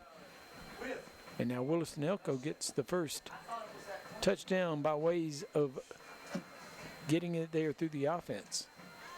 Here's Brown. Brown drives into the end zone. It's good. So we're all tied up at 8 with the 2-point conversion. Williston-Elko gets the turnover on the interception, the pass interference in the end zone, took it to the 10, and Williston-Elko did the rest. As we take a look at the touchdown replay, nice catch. Behind him, went back and got the ball. That was a nice play, okay, and Deshaun Singleton with the reception. And there's our 2-point conversion with Brown taking it in. Brown's a good football player, and he's been playing both offense and defense, which we've talked about, doing a nice job on both sides of the ball. 8-8 ball game. All right, what in the first quarter looked like a HKT runaway kind of game maybe is now tied up, and Williston able to take advantage of some miscues on HKT. And we're tied. Broxton must be the kicker. And Mr. Eyesight, who's that receiving for HKT? That's a good question. He's going to get a chance. Going to field it around the 20-yard line. Got some room. Gets spun around, and he's going to come back across the field. There's this a is couple dangerous. Defenders, but there was a blocker. This is dangerous. He cuts back again to the 50. And he'll be just short of the 50-yard line. And there'll be a Chandler Law Firm 1st and 10 for HKT in the return. Rick Hartwell. He's the one that ran that fumble return back for a touchdown. Look at him. He just casual, biding his time. And here's the big part. Breaks the tackle, and he nearly broke this for a coast-to-coaster. Yeah, he made a nice move there to get back in the middle of the field. If he breaks that right there, yeah, that's a nice return. Could have picked up a block. Nice return. We got somebody down now. I think we got somebody with a injury for the Blue Devils. We got an Aiken Regional Medical Center timeout on the field. we'll take it with them and we'll report back to you as the status of the player for Williston-Elko when we return. Aiken Ophthalmology provides high quality, comfortable, and dependable treatment in Aiken and North Augusta. With our newly expanded facility, we now have 4 experienced physicians that are up to date on the latest procedures, and our surgery center offers the finest eye care technology available to better serve you. Make your appointment today with Aiken Ophthalmology. Welcome back. Ken has some status on injured player. There he is. That was Jaquan Smith, number 82, down. Looks like he's just fine. Just probably got a little stinger maybe. Air knocked out of him. All right, quarterback keeper looked like he was going nowhere and made the edge, and he's going to pick up a pretty good gain. 8 yards, it looks like. It'll bring up 2nd and 2. That's Keyshawn Schuler. We saw him early in the ball game. Seemed to be pretty effective. They've been switching some quarterbacks back and forth a little bit, but he's done some nice things running the football. Gain was about 7 on the play, brings up 2nd down and a short 3. 2nd down and 2 for HKT. Now keeper going to the left side. That's going to pick up the 1st down and more. Gets around the corner and gets the ball down the field to the 30, inside the 30, the 29-yard line. HKT's in business. Strong safety on the tackle is Thomas Payne for the Blue Devils. He is a freshman, number 30. Now with 5 and 6 running the quarterback for HKT, it's sort of hard to keep this straight, but that was Schuler, number 5.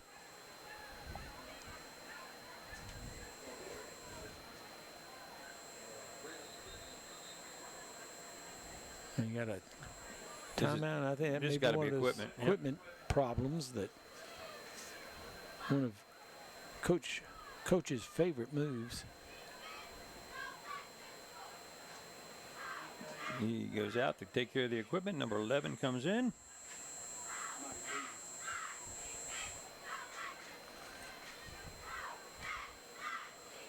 All kinds of movement all over the place. I don't. And there, as far as I'm concerned, there's never an excuse for a wide receiver to be offsides. Yeah, he's supposed to be watching the ball, isn't he? No reason he has to get going early. But there was a lot of movement up there, I'll give him that. Okay. They may have called his number in the huddle and excited to get downfield. 1st and 15. So 3 split wide to the right, 1 to the left. HKT has not returned to the trick formations they came out in, where they stacked receivers one behind another. More conforming here. A big hit gets downfield. He may have gained 5 yards back.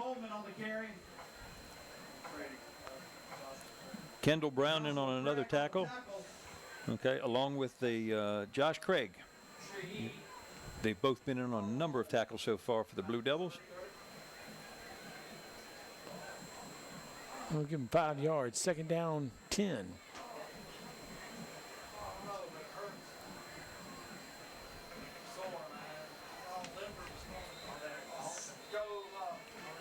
And we got whistles.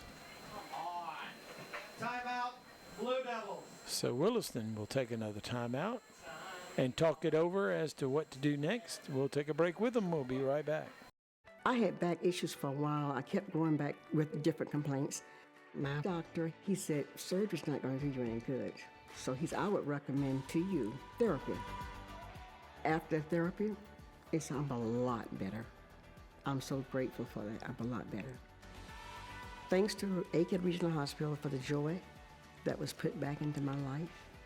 Now I'm able to get on the floor and play with the children, and it's just a relief. 5:28 left to go here in the 2nd quarter. It seems like you've seen a lot of timeouts. Well, that's because HKT has used 3 of them and Williston 2, and only 1 left for Williston-Elko.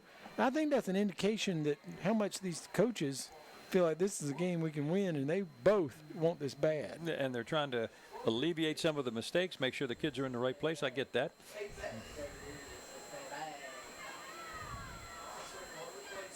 Man in motion, pump fakes to him, going to go downfield. He's got a step and couldn't haul that in.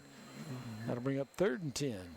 And Hartwell, no, that Yeomans, okay, and he was asking for some pass interference. There was no call.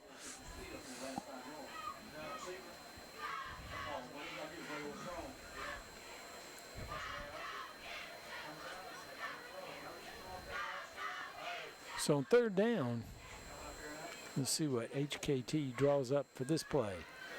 They need 10 yards. So they need to get down to the 20 for the 1st down. A little different formation here.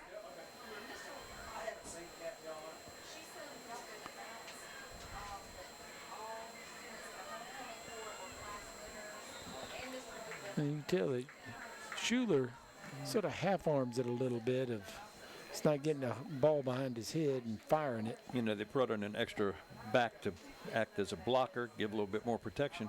But the Blue Devils still had pretty good pressure on him that time. And that was not one of his best throws, I agree with you. Now Schuler running the football got him down to this spot. They went away from that, and now they have 1 play left. They'll go for it on 4th down, 4th and 10. And still another formation. And this time he is going to run the ball. He gets outside. He's got a blocker. Tries to turn in and fumbles it out of bounds. He's short of the 1st down. So Williston will be taking over on downs. For just a second, I thought there might be a player down for the Blue Devils. I believe there is. Please, can I have your attention, please? Will all homecoming court. We were at homecoming last week at Aiken. We're at homecoming tonight here in Williston. So we'll have the homecoming court at halftime to look forward to. And you know what that means. That means we're going to be late coming home. No, that's true. That does make the halves quite a bit longer. At least it did last week. It sure did. And there'll be people who said, yeah, it was on TV, and those TV timeouts did it to us. We don't have any TV timeouts. Yeah, I heard Tony Ballman say that in the pregame, Strom Thurmond, that that we know that'll be a long game because of TV. And I corrected him when I got up there and said, we call timeouts in the timeouts. Kendall Brown with the first carry and goes nowhere. So 2nd and 10 coming up. Now this is why we have a tie game is HKT in this same position of the field turned it over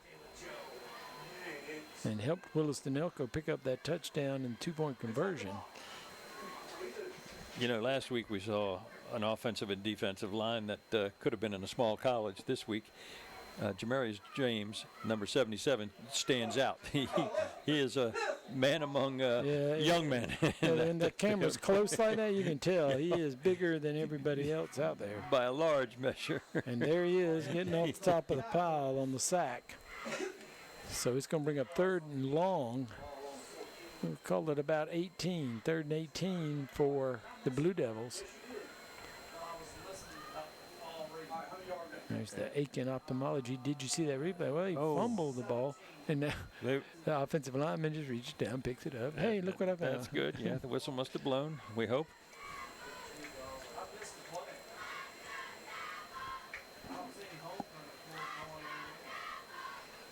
And he throws this one up for Tony. Jump ball. You know what? And Tony caught it. That's not all bad. And now there's a flag. It'll be interesting to see what that call is. Hopefully we'll have a replay. Let's check what the call is, whether that's offensive or defense. Now here we'll take a look at it. Let's take a look at it here. He throws that up. You got a height advantage. You got an athlete out there. I think that's a no call. He put his hands on his back, but he didn't really push him that hard. But Tony went up and made the catch, and they called pass interference on the offense. And that's going to drop it way on back there. This might be a good time for a quick kick. So it's 3rd and about 20, we'll call it 24.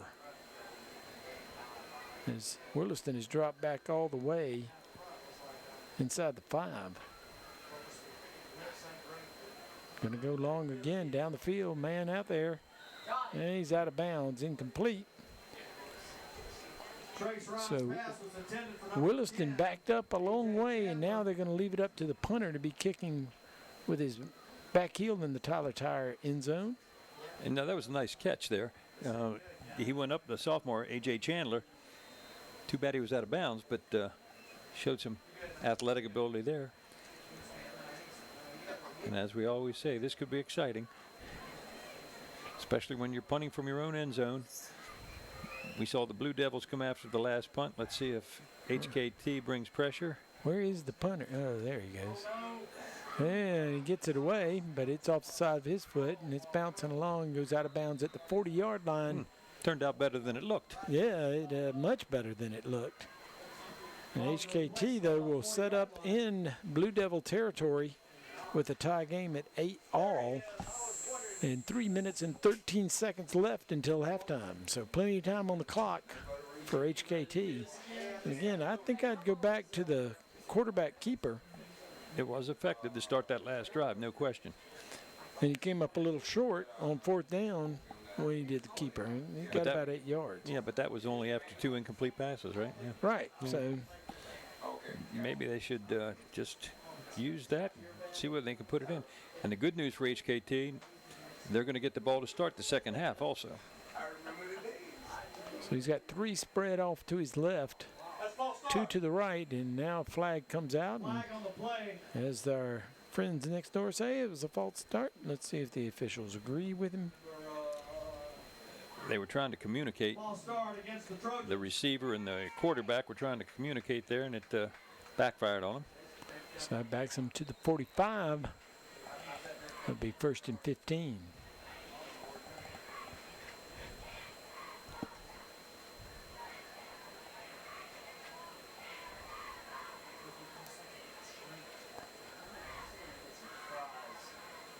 And here comes a jet sweep. He gets to the edge. He's going to turn it upfield. He may go the distance. He's in the open. He's going to take it. Man, he turned it on and into the end zone. Touchdown. Rex Hartwell, okay, he has scored both touchdowns for the Trojans, and that one, when he turned up and went north to south, he just exploded. Nobody touched him. He's got great speed, knows what to do with the football once he gets it, and that puts the Trojans back on top. Outstanding play. We don't see that play enough, I don't think. No. You block one man on the corner and you're gone. Especially tonight. And they're having success on that left side with the quarterback, and that time he got him wide on that. 2-point conversion try, fullback dive, and he is short, no good. So a 6-point lead for HKT as they lead now 14-8. And let's take a look at that Aiken Ophthalmology replay.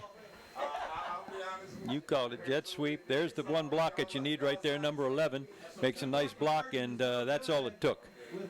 Other nice block downfield, occupied somebody. That's in slow motion, folks. That 30-yard dash he just took. He did 30 yards in a very quick time. 2 touchdowns for Hartwell, 30 yards on a jet sweep, and also 40 yards on a fumble recovery, or a strip, whatever you want to call it. When that jet sweep became popular, probably 20 years ago, I used to go to a lot of football clinics, and they would always say, don't worry about your lineman blocking anybody. Just block one guy on the corner, and you're gone, you know. And they're right about that. That's Aiken High School ran that for years, and every other play, if not every play, was a jet sweep. And they bring them from the left and from the right. That was Kerry Johnson's bread and butter. Won a state championship with that. Miller again to kick off. Like you said, they're going to get the ball to start the second half. Now, Williston going to have good field position. A nice return. With 2:58, they got roughly 3 minutes left to go until halftime to get down the field and see if they can tie it up and take the lead possibly. Well, we saw last week how important the extra points can be. Williston scored touchdown, get the extra point. Might be the difference in the ball game. One thing's for sure, HKT cannot call a timeout and stop the clock. As they have used all their timeouts, Williston has one left.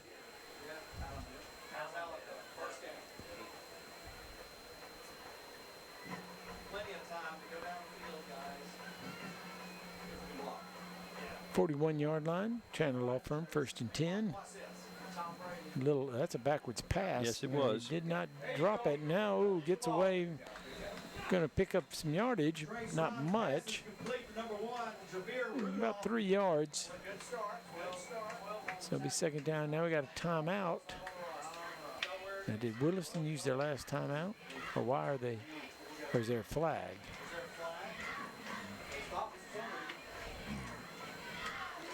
I do believe there's a flag of some sort. Ineligible, no. What was that? What is that? What is that signal, Coach? What the? Yep. No, so 12 men on the field. Well, either 12 men on the field or somebody didn't get off the field in time. Well, that would be 12. Well, that would be 12, yeah. That's right. 11 plus 1 is 12. It's a 15-yard penalty, so that's a big break for Williston. So they move it all the way to the 44-yard line. Chandler Law Firm, 1st and 10. Now there's another big run. Gets down the field. And that's Rudolph. Rudolph picks up good yardage. And I believe the home team announcer is calling him Javier Rudolph. 2nd and 1 from the 35-yard line. And they're moving the football. So he picked up 9 yards, 2nd and 1. First he was 3, then he was 2. Clock continues to run. Less than 2.5.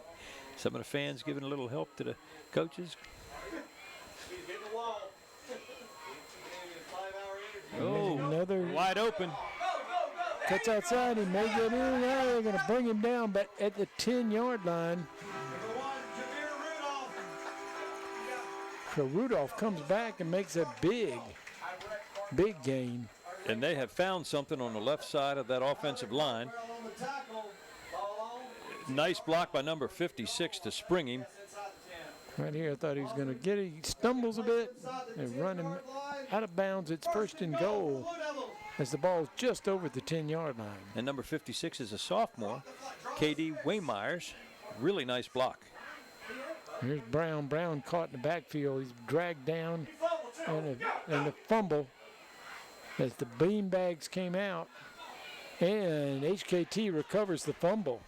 And he took a shot there. 1:31 left to go until halftime. HKT can run the clock out. Only one timeout left for Williston. Don't know that they can run it completely out with the one timeout.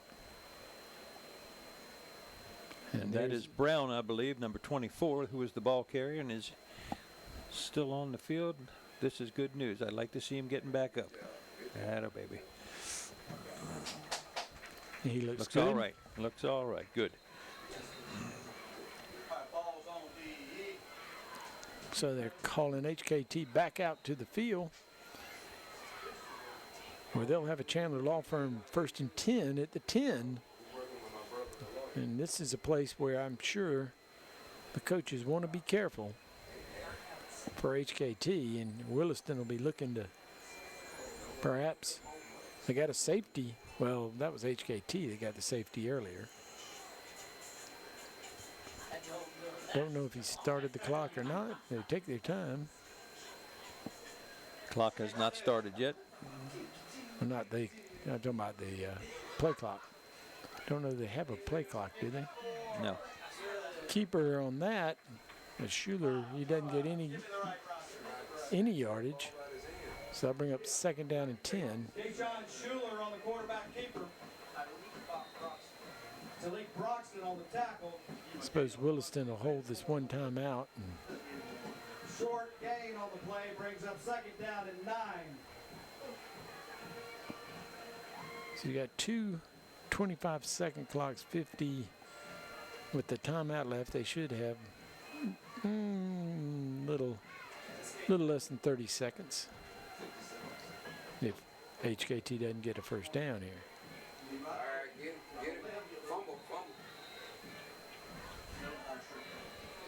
May have lost a yard on that. Yeah, they're not going anywhere. Third down. Clock is running. We've got 35 seconds left in the half. So now Williston will take the timeout. That's a smart move, I think. Well, it's third down. HKT, that's Williston's last timeout. With 35 seconds, Schuler should run to his left and just get down, and that'll run the clock out. They won't be able to stop it again as long as he stays in bounds.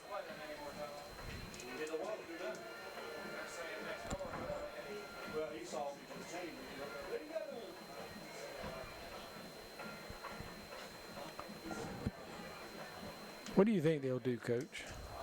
I think they're going to run the clock out just like you said. I don't think they're going to try anything fancy. They'll just run and play and let it expire. They're going to get the ball right back. And just to be clear now, you're okay with this in this situation where you weren't okay with it. I'm definitely okay with this in this situation. Yes, indeed. This is strategery right here. And for those of you, we were at the end of the game last week. South Aiken had the ball, and rather than score a touchdown, they took a knee at the 1 yard line 3 times in a row and ran the clock out. They did not take a knee. They did a slide 3 times. Well, and Aiken, I don't know if you know this. After the game, we found out that Aiken was trying to let them score. We heard that. They wanted them to score. I understand. Let them score so they could get the ball back and have a chance. I got you. A coach doesn't like that. You got the ball. You need to score. And you don't need to let them score. You need to try to stop them. Oh, that was dangerous. And did a handoff, which made it that much more dangerous. But that was enough to run the clock down 5. And they'll start it. That they're going to have to do something because that clock did not start immediately. And that's less than 25. So they'll run it out. There's no way to stop it. So they won't run another play. And the clock will end and we'll be at halftime, and HKT will be leading 14-8 over Williston-Elko. They may get called for a delay. I'm not sure it's going to run out completely. Well, when they started the clock, it was at 23 seconds, so they should be safe. Yeah, they're done. All right. So we're at halftime. It is homecoming at Williston-Elko, and we'll take a break and go to commercial, and we'll come back and see who is the homecoming queen for Williston-Elko. A good first half, Coach. It was a good first half, and as we said, we've got 2 teams that are very similar. Okay, they're both young in a lot of places. They've got some inexperience, but they both have some good athletes, and the game is competitive, and it's a good football game. What we pretty much expected tonight. All right, we'll take a break and come back and watch homecoming at Williston-Elko High School with HKT up 14-8 on the Aiken Standard. Game of the week. It all started that one family night in Dumfries, Virginia. Family night is for everybody. It's a time for families to do crafts together. The kids just love going to Chick-fil-A for dinner. Being the single mom and getting everybody ready, it was tough. We would get there a little bit late, like on the tail end of it. Helen saw that I was having trouble getting them to Chick-fil-A for the family night on time and actually got it extended another hour. Noticing things like that, I never really told her how much she affected me, but she did. Love you. Move. Young, healthy patients without glasses, maybe once every 5 years. So, but if you have glasses, kind of want yearly visits to make sure you're in the right spectacles. You know, folks over the age of 50 or 55, we generally start wanting yearly visits at that point, because over the age of 50, you have a higher incidence of things like glaucoma, macular degeneration, those kinds of things. Make an appointment today with one of our 4 doctors at Aiken Ophthalmology. I knew he was in trouble. I didn't really know that it was a heart attack, but I knew he was in trouble. His right coronary artery was 99% blocked and already collapsed. So within 10 minutes, they had put a stent in. I'm so glad that we made that decision to go to Aiken Regional right away. We definitely made the right decision in going to Aiken Regional. I don't think we could have gotten better care.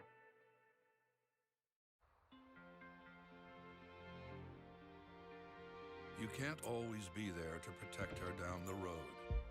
make sure the tire she's riding on will. With a revolutionary Michelin Premier tire, even when half worn, it's still safe, thanks to Evergrip technology. The Michelin Premier tire, safe when new, safe when worn. I always ask myself, would I want me to represent me? Would I want a lawyer who is prepared, who is passionate, who is capable? And every day that we represent our clients, we're telling our clients that you can count on us to bring every skill, every ability, and all of our passion in representing your interests. That's what it means to count on Chandler. That means that you can count on us to fight for you. Aiken Ophthalmology provides high quality, comfortable, and dependable treatment in Aiken and North Augusta. With our newly expanded facility, we now have 4 experienced physicians that are up to date on the latest procedures, and our surgery center offers the finest eye care technology available to better serve you. Make your appointment today with Aiken Ophthalmology. I had back issues for a while. I kept going back with different complaints. My doctor, he said, surgery's not going to do you any good. So I would recommend to you therapy. After therapy, I'm a lot better. I'm so grateful for that. I'm a lot better. Thanks to Aiken Regional Hospital for the joy that was put back into my life. Now I'm able to get on the floor and play with the children. And it's just a relief. Williston-Elko, and it's homecoming. So let's go down to the field and we'll introduce the homecoming court for Williston-Elko.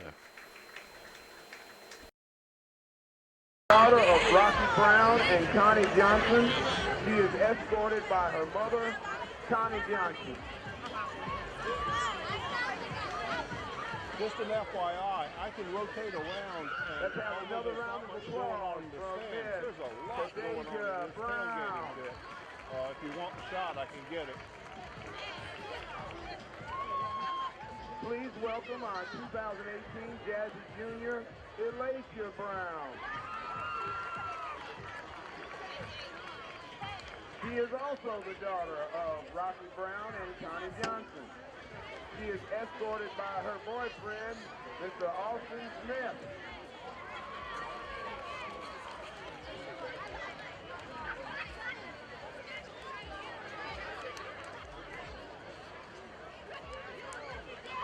Let's have another round of applause for Miss Elacia Brown.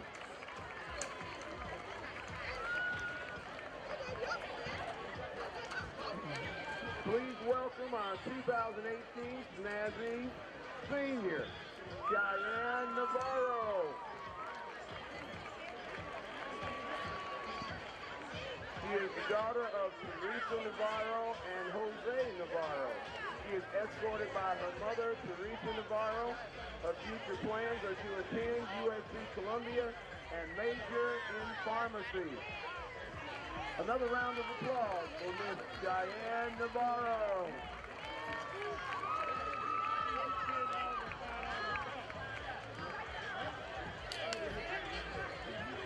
Please welcome 2018 Mr. Blue Devil Josiah Brabham.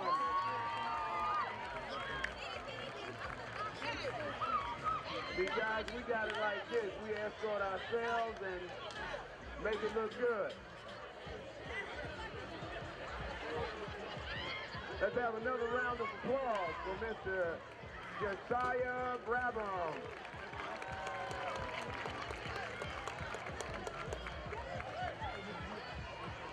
We would also like to take time to congratulate Keyshawn Tony, number 5, for being named Homecoming King for 2018.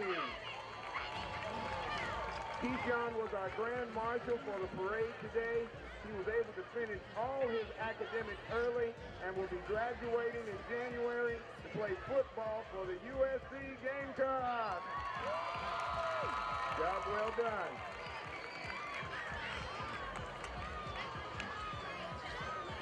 Before we recognize our homecoming court, we would like to welcome back our 2017 homecoming queen, Kintasia Brown. She presently attends USC Aiken and majors in sociology. With a concentration in criminology, Kintasia will be crowning our 2018 homecoming queen. Another round of applause for Miss Kintasia Brown.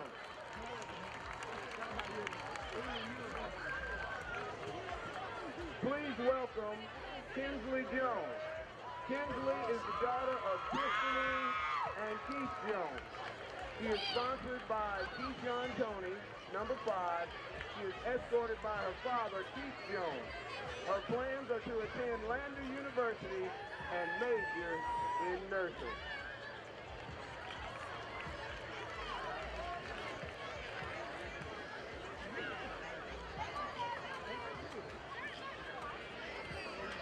Let's have another round of applause for Miss Kinsley Jones.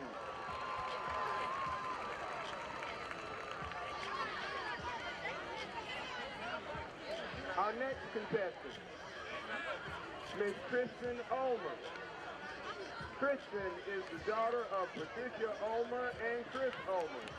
She is sponsored by Kendall Brown, number 24. She is escorted by her father, Chris Ulmer.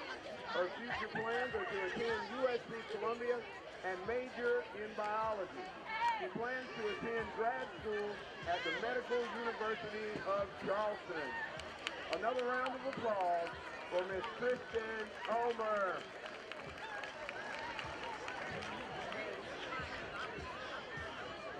Our next contestant, Miss Mania Jones. Mania is the daughter of Rebecca Milligan and Bernard Jones. She is sponsored by Javion Washington Dick, number 3. She is escorted by her brother, Jay Jones.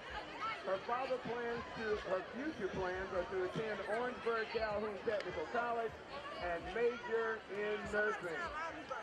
Another round of applause for Miss Mania Jones.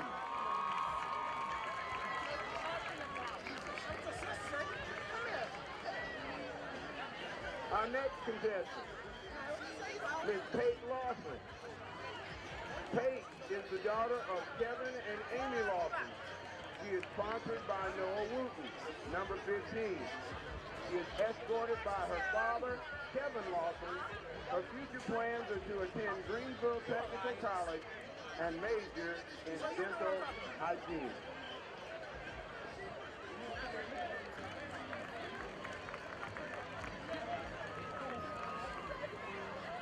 Let's have another round of applause for Miss Pate Lawson.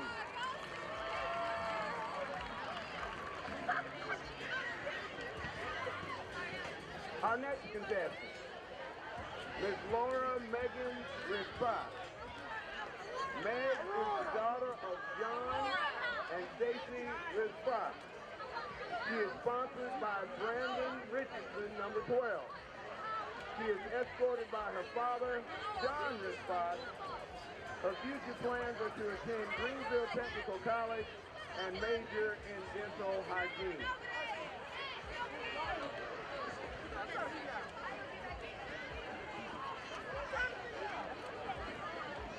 Let's have another round of applause for Miss Lauren Megan Rispat.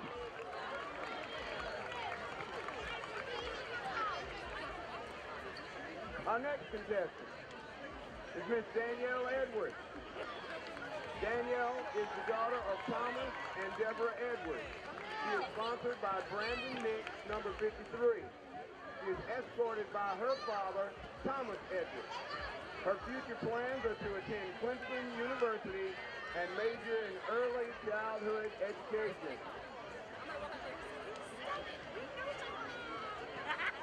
Let's have another round of applause for Miss Danielle Edwards.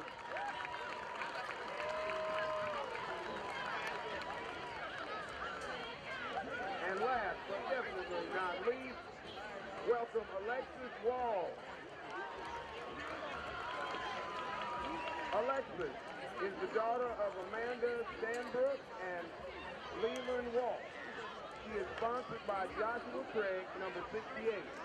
She is escorted by her father, Leland Walsh. Her future plans are to attend USC Aiken and major in education.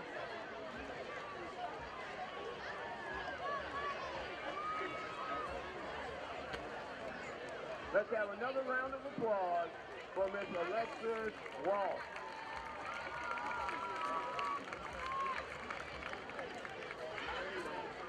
And as these contestants are waiting for the final results, we'd like to give them all one big round of applause for all that they've accomplished.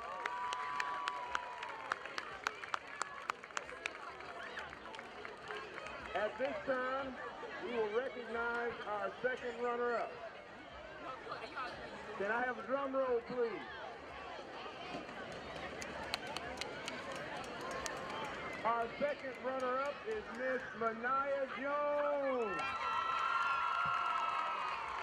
Miss Mania Jones, congratulations on second runner-up. Job well done.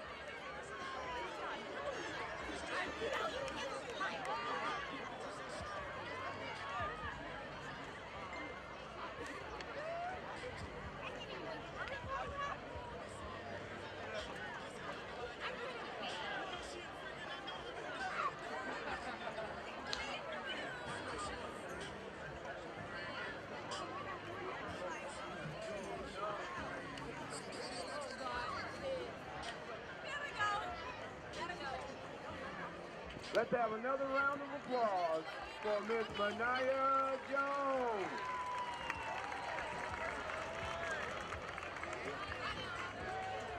Now please join me in congratulating our first runner-up.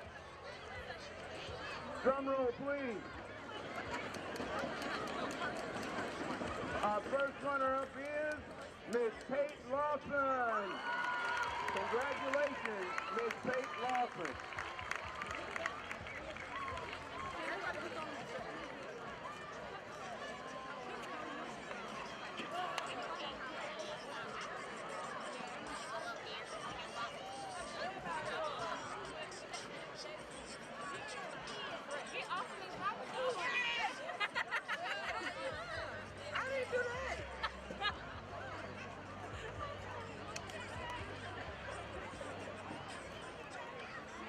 Let's have another round of applause for our first runner-up, Miss Tate Lawson.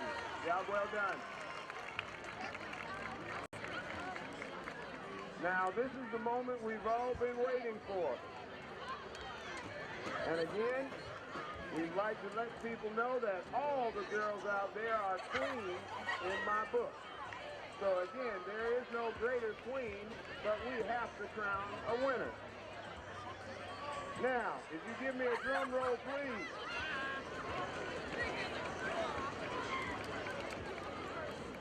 This year's 2018 homecoming queen is... Boy, there's going to be some good football games on tomorrow.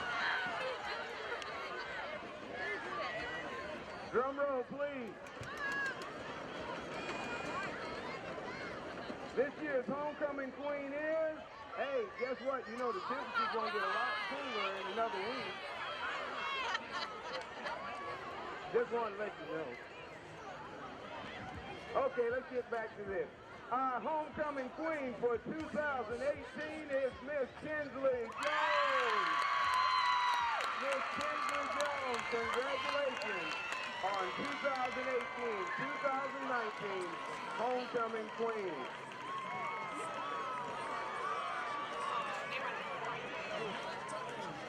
On behalf of Dr. Hayward and Mr. Bradley and all the school board officials, we want to thank you for participation. And again, we look forward to seeing you again at future competitions. Y'all have a good night and have a pleasant tomorrow.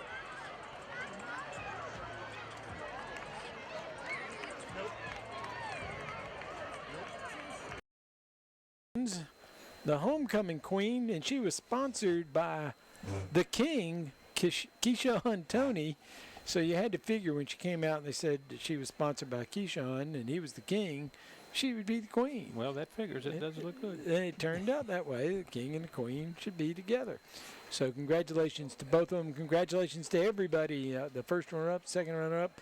Didn't make notes and write all that down, much less any of the other homecoming court. But like the gentleman who was the announcer said, they were all queens. So we appreciate that. It was exciting. And that's 2 in a row. So let's take a look at some of the scores around the area. We'll start with North Augusta's up on Airport. And we thought that would be the case. I'm surprised it isn't a little more, frankly, but 14-13, probably a halftime score. Strom-Thurmond is early tied up with Swansea. Now they've got a lead and should be feeling pretty good about themselves. Well, I would hope so, and I'm once again a little surprised. Swansea, who has not won a game this year, giving up a good fight there to Strom-Thurmond. Yeah, I think Swansea's better than their record says. Batesburg-Leesville, again, not terribly surprised, though their record is 2-3, Silver Bluff 3-2, 27-19, Batesburg leading that game. Batesburg usually very good. Very similar to the score last year. I think it was 27-21 or something like that last year. Batesburg over Silver Bluff, so it seems like a similar game. Now, Blackville Hilda is up 2-0 over RSM. Do you think that's correct? They're in that big of a defensive struggle? I'm not sure about that, but if it is, we've had 2 safeties tonight, and we haven't seen any so far this year. Now we get 2 of them at once. If that's the score, 2-0, I hope that's just a halftime score, and they'll see some scoring in the second half. That surprises me that Ridge Springs so far has not put any points on the board. Wagner Sally up 54-0 over North. Not terribly surprising. We didn't think North would be able to handle them. No, that was a mismatch from the start. Barnwell 27, Whale Branch 6. Again, not terribly surprising. No surprise. Barnwell, the best team in the area. Now here we go. Brooklyn Casey with Reed Sharpie at quarterback, up 14-7 over South Aiken. Figured that might be the case tonight. At least I was thinking that way. Well, we thought that way. The game's not over, I don't believe. And if that's a halftime score, anything can happen there. The same with this next game, which is a little surprise. Midland Valley up on Aiken, 11-7 here going on. And that's the battle of the what would it be? Those without a win. The winless, yes. The winless, there, thanks. The battle of the winless. And Aiken looking to get a win on the board for the first time since 2016. I'm sure Midland Valley's thinking, well, we don't care about that. We just want to get a win. And Midland Valley must be having some success running the football against Aiken. They've put 2 touchdowns on the board. I will not be surprised if Wallace doesn't put a few points on in the second half. I would be too. And if we remember, we had Midland Valley against Grovetown, and Midland Valley led them into the third quarter. I think into the fourth quarter, and then Grovetown pulled away there at the end. I don't know that that'll happen tonight, but we will see. There you see the tailgating and a big crowd. They're cooking food. It's about time to get back in the stands, folks. They had a lot of grills there when we got here, and they were all lit up and smoking, and some of the stuff looked pretty good too, I will say. And they're all out for homecoming, so it's a good night in Williston. Again, this town really supports their high school football, and same way in Barnwell. It's an event in these small towns, and they come out.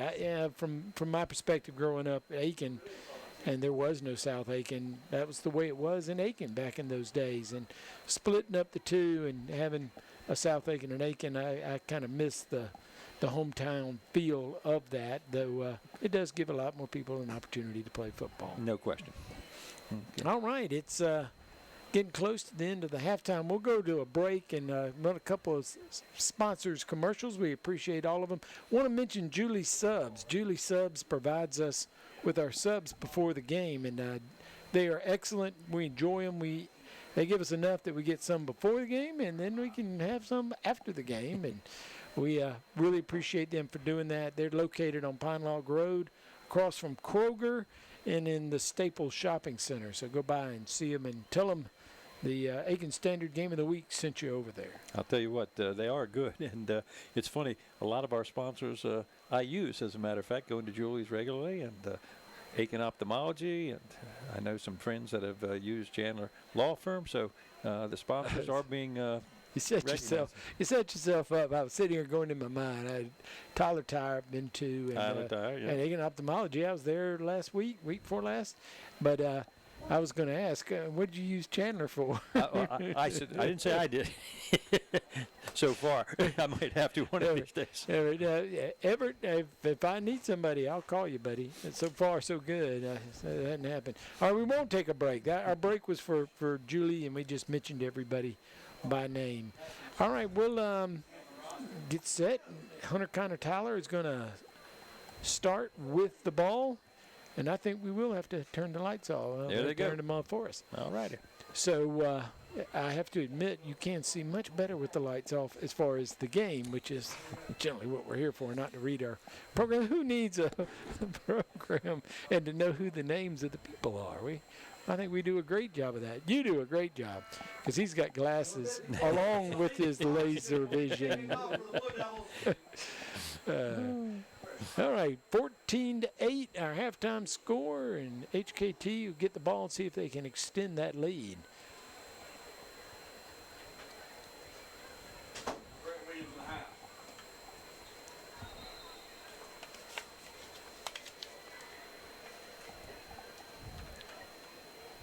Kicks away. Fielded around the 10-yard line. Had a big return in the first half. Now he goes back into the middle. Ooh, gets hit hard. Hangs on to the football, 46-yard line. That's where HKT will start. Good field position. Chandler Law Firm, 1st and 10. And that was Irek Hartwell, who was the outstanding player, I think, in the first half. Accounted for both touchdowns for HKT. 46-yard line. 1st and 10. And you can tell just the way he runs, he's got great vision, okay? And oftentimes people overlook how important vision is, but those guys that can see things makes a huge difference. And they just see the openings. They got that sixth sense or something. Find the seam. All right, 3 split wide to the right, 1, 2 to the left, empty backfield for the quarterback Schuler. I think everybody's straight, ready to go. And that's going to be a keeper.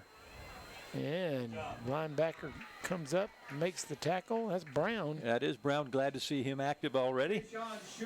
He was down for just a second. Think he got winded or maybe twisted something up a little bit. Kendall Brown looks good both sides of the ball. So 2nd down and 10. No gain on the play.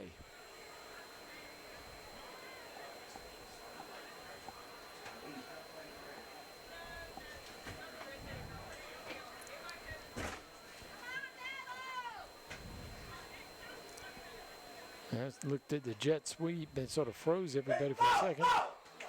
And looked like the ball came out, but they got it back. And we've got a flag. There'll be a hold on HKT. That's going to move them back. And for those of you at home wondering who's screaming ball, ball, ball, that was our signal that there was a fumble. So if you hear that later tonight, that is exactly what that was. All right, a 10-yard walk-off against HKT. It'll remain 2nd down. That moves him back to the 38-yard line.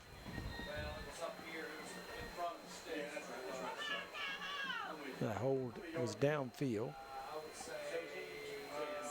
Spread field. Now he is going to throw in the middle, and he's got Hartwell. Hartwell's going to be pulled down from behind. I thought he was gone, too. I did, too. I didn't think anybody would catch him.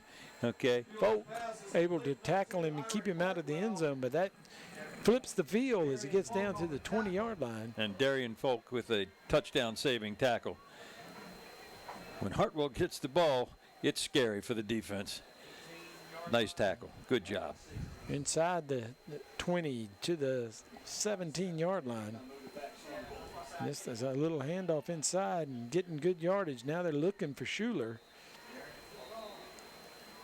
And they're going to say he was down. And maybe got the wind knocked out of him there. Well, the one mistake that he made that it's hard to see what Coleman was the ball carrier. Coleman, when he went through the line, he was standing straight up, and they bent him over backwards. I don't doubt that was a little stressful for him. Got to dip those shoulders just a little bit. Pickup of 8 yards. It's going to be 2nd down and 2.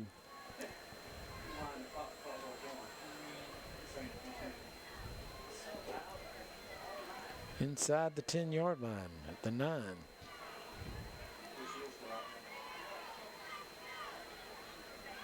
Now they're going to keep, and nice defense. Williston piles on. Brown in the middle of that. Both defenses, their pressure has been outstanding tonight. So he lost a yard. 2nd down and 3 coming up, or 3rd down and 3. 3rd and 3. Now, sometimes you ask, what would I do? I'd let Schuler handle this ball this time. Yeah, I agree that that's been working. Though it looks like Williston may have adjusted to what he was doing at the end of the first half. And it runs to that same spot on the left side, and that pretty much the result that we've seen on this drive from that area. Coleman shaking his head a little bit, say, fellas, a little more blocking. So it's 4th down. He picked up a yard. It's 4th and 2. You know, they've done this a couple times tonight. They've run the ball very, very effectively, but when they get down in the red zone, they get stalled. That looks like a hole to the left side. Here comes the linebacker to fill it up. He steps back. He's going to step in again.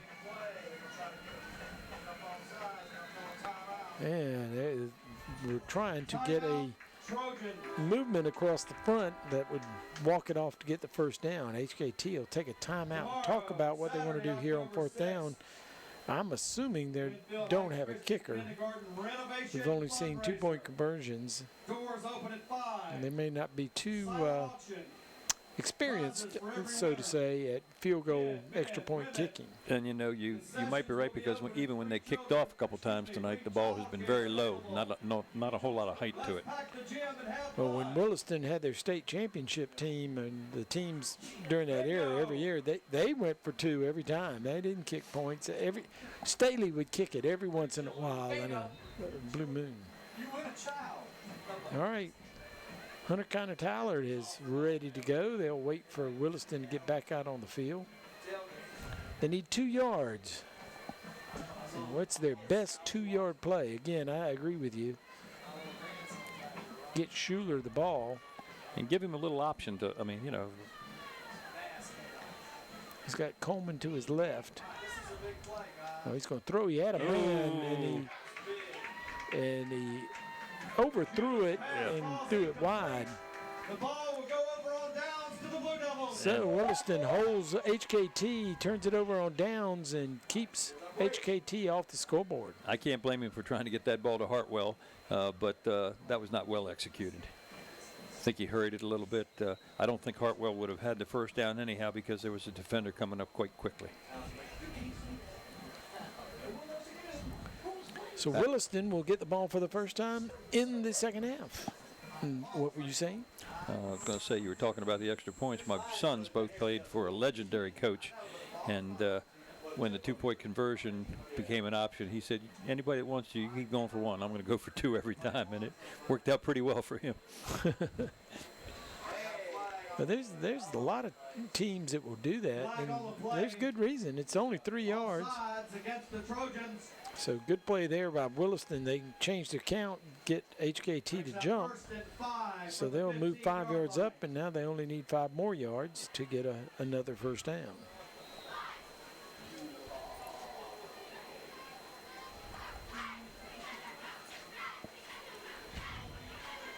Interesting that the king, Tony, was named the king of the school for homecoming. Also announced that he's going to the University of South Carolina. Yeah, good for him. He is a good-looking kid, size-wise. This is a good run. I believe that was Brown again. Brown gets up field to the 30-yard line. That'll be a Chandler Law Firm 1st and 10. And they beat the pressure that time. Good blocking, got a couple of lead blockers from the backfield, well executed play. Anyway, Tony, obviously a good athlete. Now, like you pointed out, he was hurt, and that may be one of the reasons why he's not getting the ball targeted to him. All right, this may be, well, we got an injured player out on the field. We got a Aiken Regional Medical Center timeout. We'll take one with them. We'll be right back. It all started at one family night in Dumfries, Virginia. Family night is for everybody. It's a time for families to do crafts together. The kids just love going to Chick-fil-A for dinner. Being the single mom and getting everybody ready, it was tough. We would get there a little bit late, like on the tail end of it. Helen saw that I was having trouble getting them to Chick-fil-A for the family night on time and actually got it extended another hour. Noticing things like that, I never really told her how much she affected me, but she did. Love you. Move. And the player that was down was number 1 for HKT, and that's Brian Yalmans. Looks like could well be a cramp. Yeah, the way they're working on him. You know, and they start doing stuff like that. Trying to get the muscle to move around and quit cramping.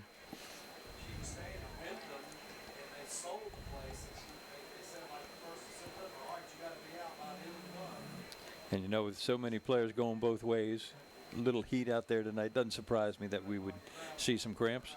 Is it hot outside? Yeah, it's hot. Because it's cold in here. Well, we got an air conditioner. It's hot outside still. I didn't remember they had air conditioning here. We ought to come more often, especially early in the season. We'll make a note of that with Eric Russell. You know, he is hard at work out on a platform, taking good pictures for us. You know, we've really had some warm weather here, and now we're into October. You'd think it would start to cool off a little bit. Yes, normally by now it's cooled off quite a bit, and you might have a day or two, like today. But apparently his cramp is really set in, and it doesn't look like it feels very good, does it? No. Last week, I think, or the week before, you were talking about getting some cramps maybe, and yeah. What do you do for it? I mean, what do you do for yours? Well, since I started drinking so much water, you don't get any. That's key, is to keep yourself hydrated and be aware of it. Frank Martin at South Carolina, one of the players, cramped up at the first of the season, and he's like, that's his fault. He's not hydrated. He's told what to do. We have people on staff that help. That young man is not happy with the cramps, I can tell you that right now. Yeah. Oh, me. And they hurt, and it'll go away, but woo. But all you can do is stand up and try to let it pass.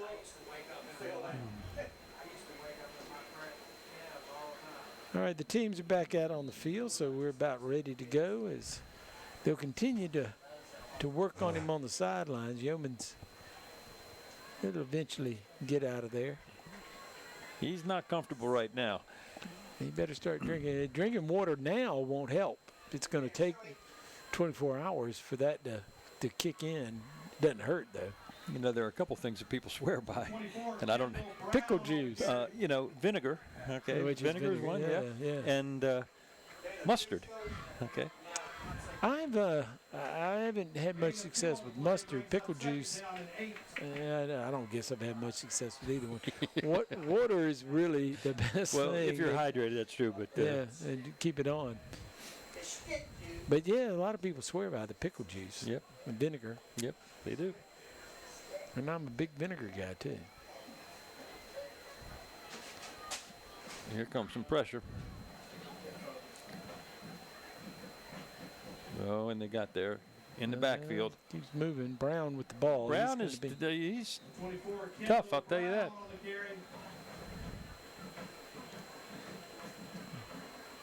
Williston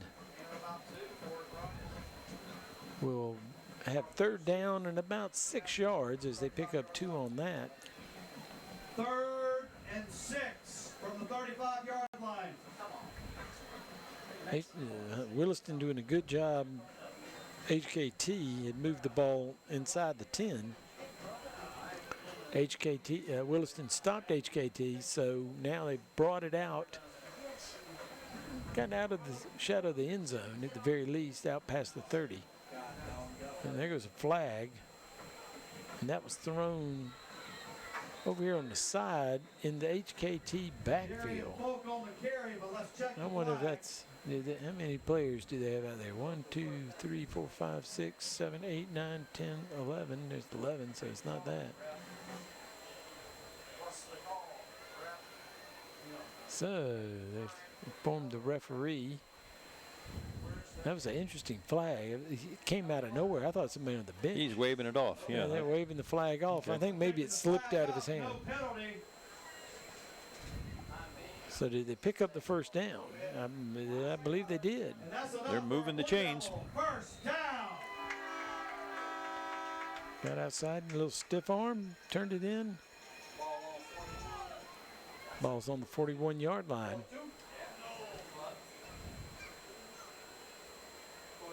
There's the wishbone.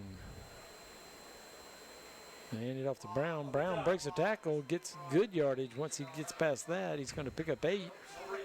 And bring up second down and we got a player that's down. I think he got in an awkward situation there trying to make the tackle. Let's see if we can see what happened. His heel. No, it's actually that guy there. Didn't really see what it was. All right, we got an Aiken Regional Medical Center timeout again. We'll take a break and be right back. I knew he was in trouble. I didn't really know that it was a heart attack, but I knew he was in trouble. His right coronary artery was 99% blocked and already collapsed. So within 10 minutes, they had put a stent in. I'm so glad that we made that decision to go to Aiken Regional right away. We definitely made the right decision in going to Aiken Regional. I don't think we could have gotten better care. We've got Jarius Coleman down now for HKT. All right, and he has a cramp also. As they work on his leg. He doesn't look to be quite as bad. No, he's smiling. He's smiling a little bit. He'll be ready to go again. Yeah. And again, the hydration thing, people think, well, that means you hydrate before the game. Actually, 48 hours. You've got to hydrate early, that's for sure. You do it during the week and drink plenty and plenty and plenty, more and more and more. And that will help you keep from getting cramps. Now, in football, you're out here in the heat. And of course, Coach Martin coaches basketball, so you're indoors and it's not quite so hot. Out here, the environment can cause a lot of problems. No question.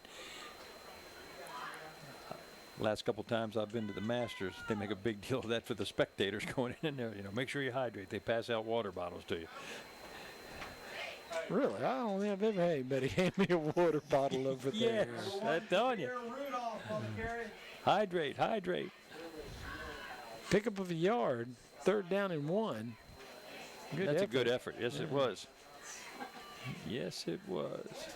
Need to do that at least one more time here, get the first down.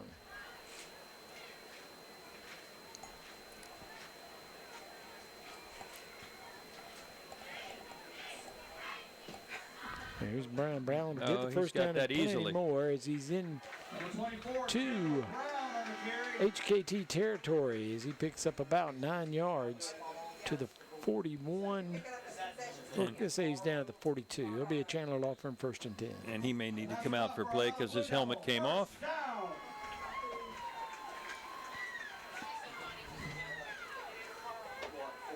And he did. He's here on the sideline now. They're moving the football. 4:35 left to go here in the 3rd quarter. This quarter going much faster than what we saw in the 1st quarter.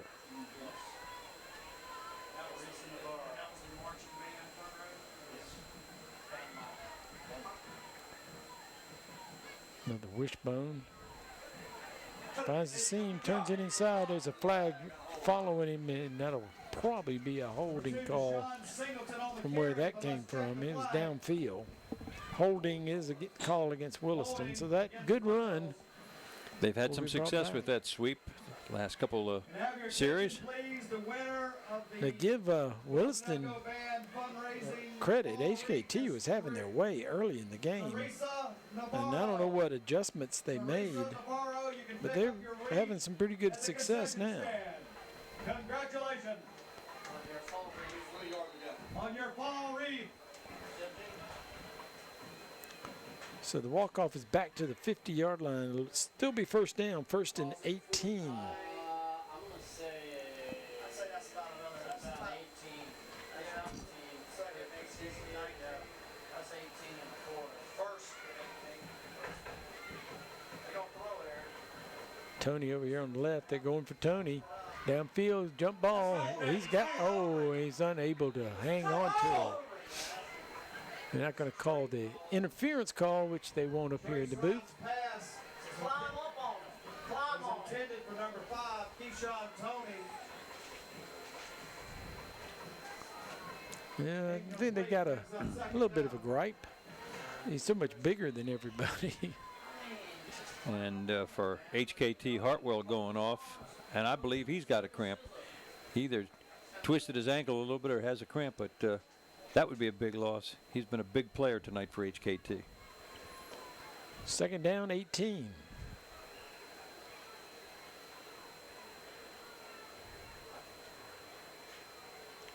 Call the play. Everybody looks at their wrist to find the plays. Clock runs on the time clock as well as the play clock. And Brown breaks a tackle. Going to get some positive yardage where it looked like he was going to be brought down for no gain. He got 2 yards, so it'll bring up fourth down, or third down rather, and 16. There was a hole there. Brown looked like he was going to gain more yardage than he did. Number 65 came through and slowed him up a bit.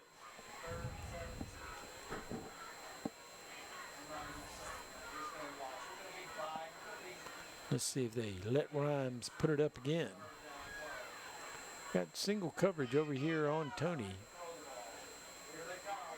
Downfield, they are throwing it to him.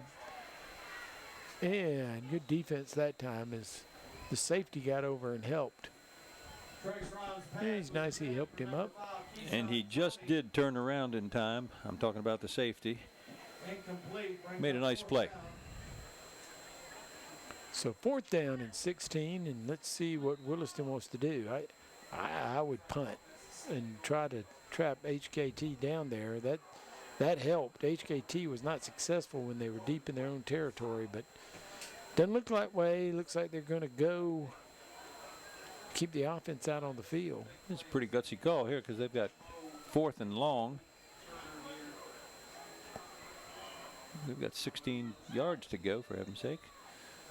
Here it comes. HKT calls a timeout. I was going to say Tony went to the right side of the field. He spent all night on the left side. Now he was going to go to the right side. So HKT takes a timeout. We'll be right back. You can't always be there to protect her down the road. Make sure the tire she's riding on will. With a revolutionary Michelin Premier tire, even when half worn, it's still safe, thanks to Evergrip technology. The Michelin Premier tire, safe when new, safe when worn. Official sports medicine provider for Blue All right, Devil Athletics. HKT coaches didn't like what they saw, so I think Williston had a play. And by calling a timeout, they're now going to punt. So Williston not going for it. They're going to punt it away. And this is going to sail. And he picks it up and keeps it. I don't know if it would have gotten to the end zone, but that'll get him a little bit of room as he crosses the 10 to the 12-yard line. And Jordan Singleton on the reception there.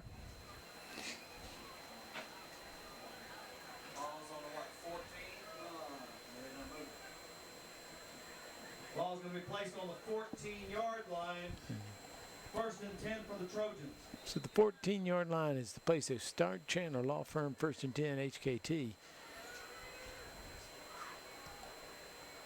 This is where HKT turned it over in the first half and resulted in a touchdown for Williston.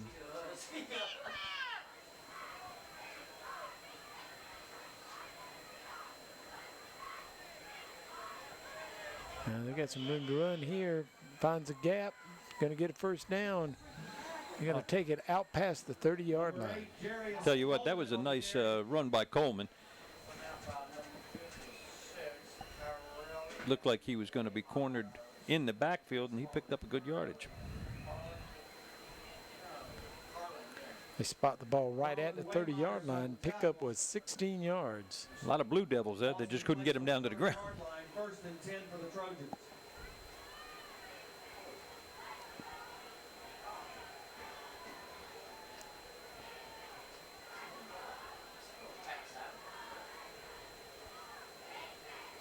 HKT takes their time. I'm sure at this point they'd be glad to get the clock. Now the jump of Williston, and they're going to call the offsides against Williston. There was some movement in the backfield at the same time. Brings up 1st and 5. But dodged that bullet, did HKT. 2:32 left to go here in the third quarter. First down, 5 yards.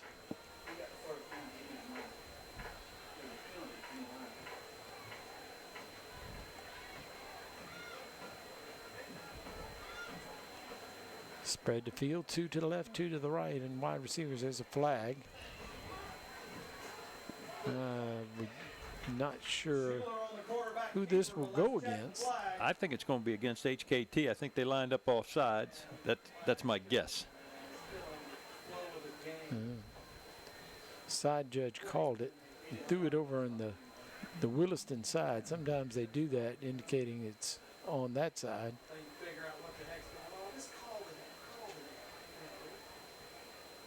And they're going to call a procedure.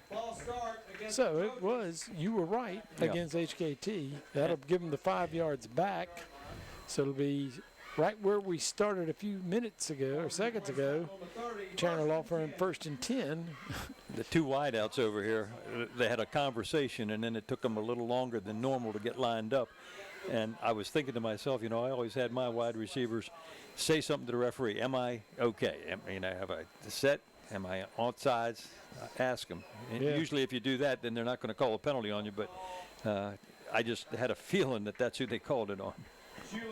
Schuler's pass was short. He had the man out there by himself. Stokes probably could have gotten a pretty good gain out of that, but it'll fall incomplete. Chandler Law. 2nd down and 10. Get used to saying it.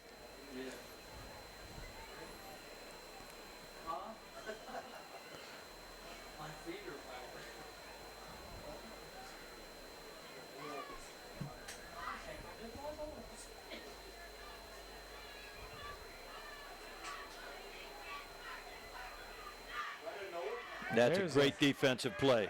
Schuler couldn't find a place to stick his head and try to get upfield, so he just gets knocked down and loses yardage. This will be 3rd and long. HKT going the wrong way.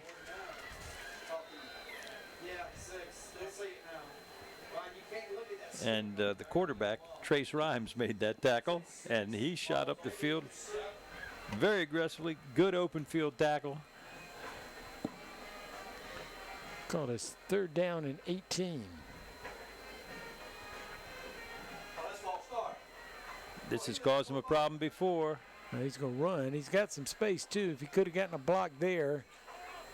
And that was not a very good job by his wide receiver. He let the guy go, then turned around and just watched the play. And unfortunately, the quarterback took the hit.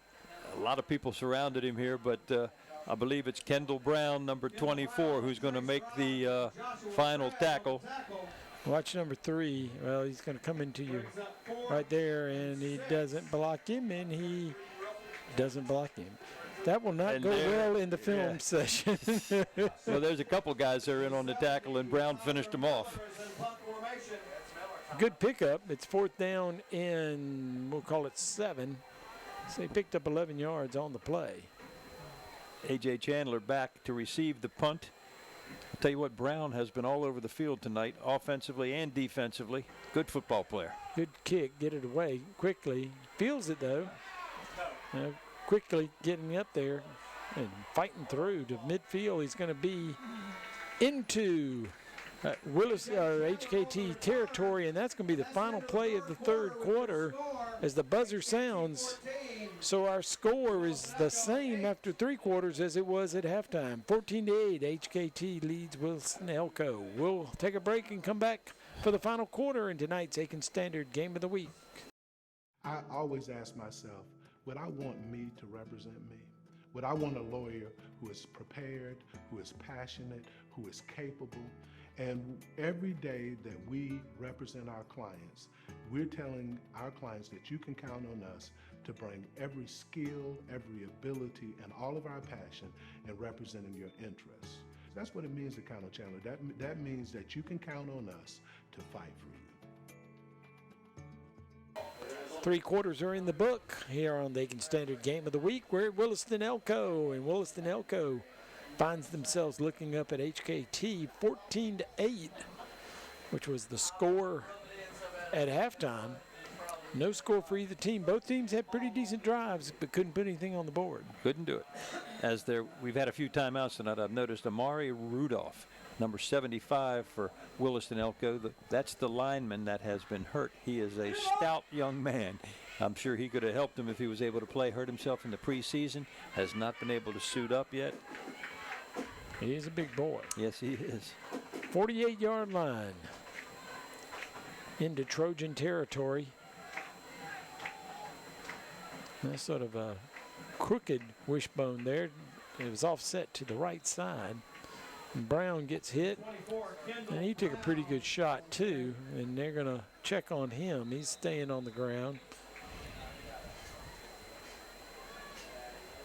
And there's a player down for HKT. He just got hit low, and that may be Jamarius, who we talked about. Jamarius James, that's indeed who it is. You talk about a big young man. There he is. Couple players down. I believe that James is a cramp.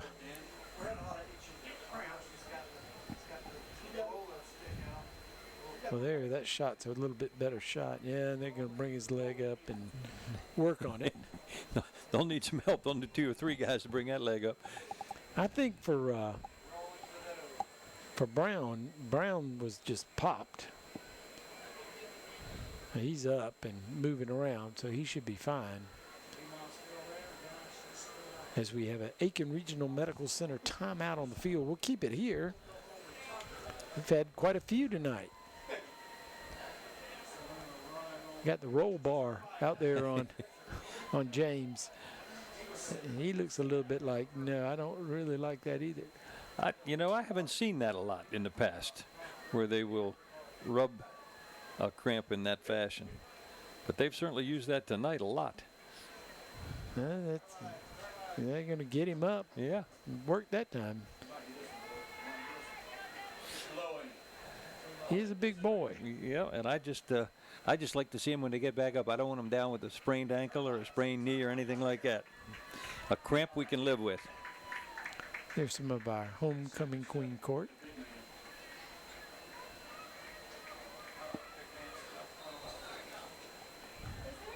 Well, we got about 2nd and 8, Ed. We've got 2nd and 8. Ball is at the 45-yard line, just outside. Again, a wishbone to the left. That's a different formation. Yeah, it's overloaded that way. Gets those 2 blockers out there in front of the tailback. And Williston, with James sitting on the bench, should ride that as best they can. That picked up a couple of yards. It's 3rd down and 5. We'll give them 3 on that play. Ball's at the 43. They need to get to the 38 for the first down. Yeah, that's going to be close. Good job. That ball goes past the 35 to 34. Plenty of room to get the Chandler Law Firm first down. As we take a look at the ophthalmology, did you see that replay? And you got to like this. He's got hit by a couple of people, keeps driving, picks up the first. They're on the move. And the best part from the coach's point of view is he held onto the ball. Yes, indeed. He kind of got out there a little bit. There's two tight ends. Wishbone trips in there and picks up some more good yardage. That's Rudolph on the carry. Over the years, teams that play Williston have seen this formation a whole lot. Oh, yeah.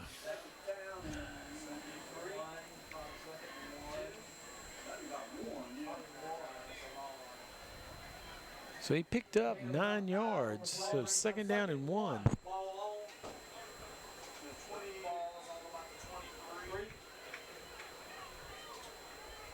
And Williston taking advantage of the cramps to big number 77, James. And there goes Brown, and he breaks loose. He's going to take it to the end zone. We're going to be tied at 14. Yes, indeed. And a 2-point conversion probably coming next. So Brown kept moving his feet, got through the tacklers, and broke free. And as we've said a few times tonight, he has been a force out here on the field. It's nice to see him get into the end zone. He plays with a lot of enthusiasm, good athlete, two-way player, offense and defense. Kendall Brown, good for him. 34-yard run ties us at 14. I believe in Jesus Christ, JC 2732. Your car needs to be removed immediately. After the extra point. So we have another player down the field. I do believe so. We got another Aiken Regional Medical Center timeout on the field, another cramp, and we'll let's take a look at the Aiken ophthalmology. Did you see that replay? It was a touchdown. Looks like he's bundled up there. Yep. His Just blockers kept on moving. Got out of his way, and off he went. And the man using that roller is getting a workout. Yeah. Here he comes again. Yeah, maybe I should get me one of those. I suppose that makes sense. I remember years ago they said, "Oh, don't rub it. Don't rub it. You get a cramp. Don't rub it." Oh yeah, that's like the old days where they say, "Take these salt pills. Take these salt pills and don't take any water with them." Don't drink any water. Yeah, that's smart.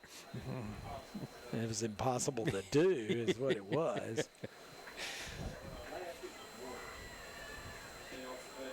All right. Another player gets up, gets off the field. Williston has the offense out there. They'll go for 2 and see if they can take the lead here. Trace goes over and gets the play. Here we go.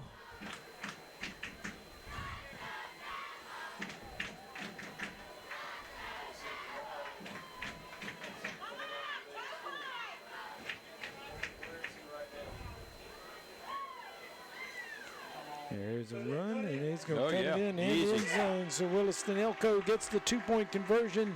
They lead 16-14 as Singleton picks up the 2-point conversion. And that was a nice job right off tackle. And they've probably run that play 1,000 times over the last few years. Does a nice job getting into the end zone. So Hunter-Kinard-Tyler has 2 touchdowns, but no 2-point conversions. They went for 2-point conversions on both of theirs. And the difference in this game, Williston-Elko, 2 touchdowns, 2 2-point conversions. You may be saying, well, how did they get 14? See, I told you, she was in the homecoming court. She's our drum major. Okay. And Derek Youngblood had a smile on his face after that one. Good to see. So HKT, how did they get 14 if they didn't get a two-point conversion. They picked up a safety against Williston early in the game. This makes it interesting now. Home team up by 2, 9:48 left. And I think you're right, Ed. With James out of there, a little easier to run against them. Absolutely. A little poochy looking kick. He picks it up. Oh, almost shot through that gap. Well, HKT's done a good job on returns, especially Coleman.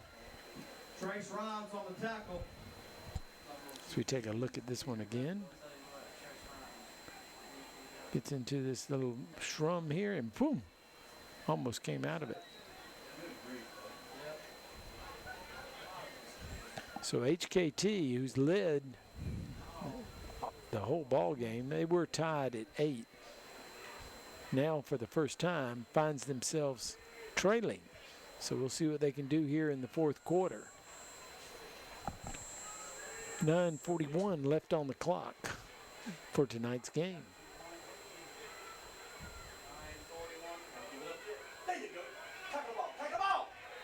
Williston does a good job stacking up the runner. It's Coleman again. It is Coleman.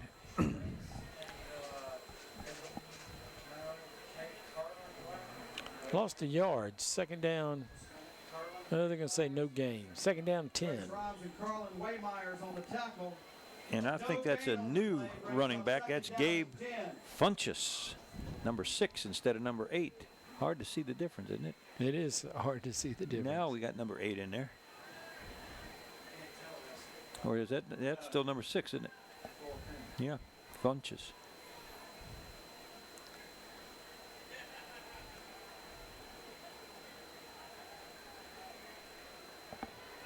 He's going to throw it through the middle, and it falls incomplete. That was up in the air, could have been picked off. So third down and 10 coming up. Good coverage in the secondary that time by Williston. Brings up third and 10.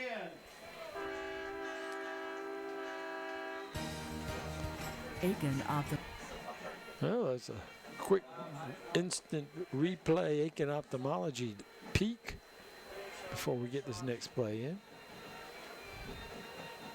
All right, big third down here.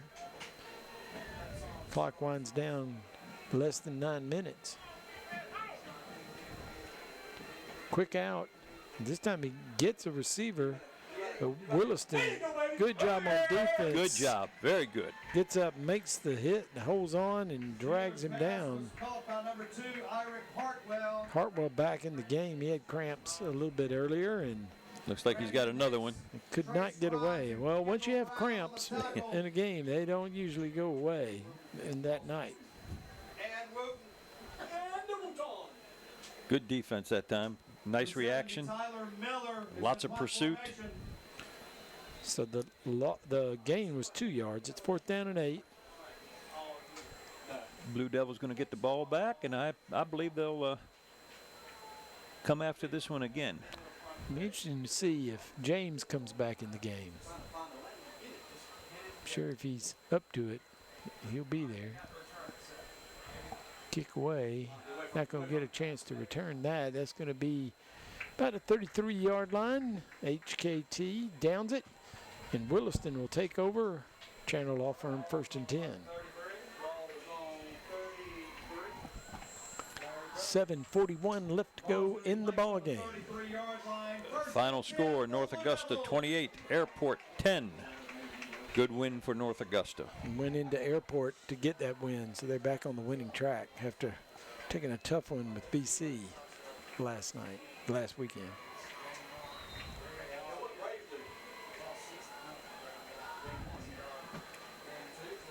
All right.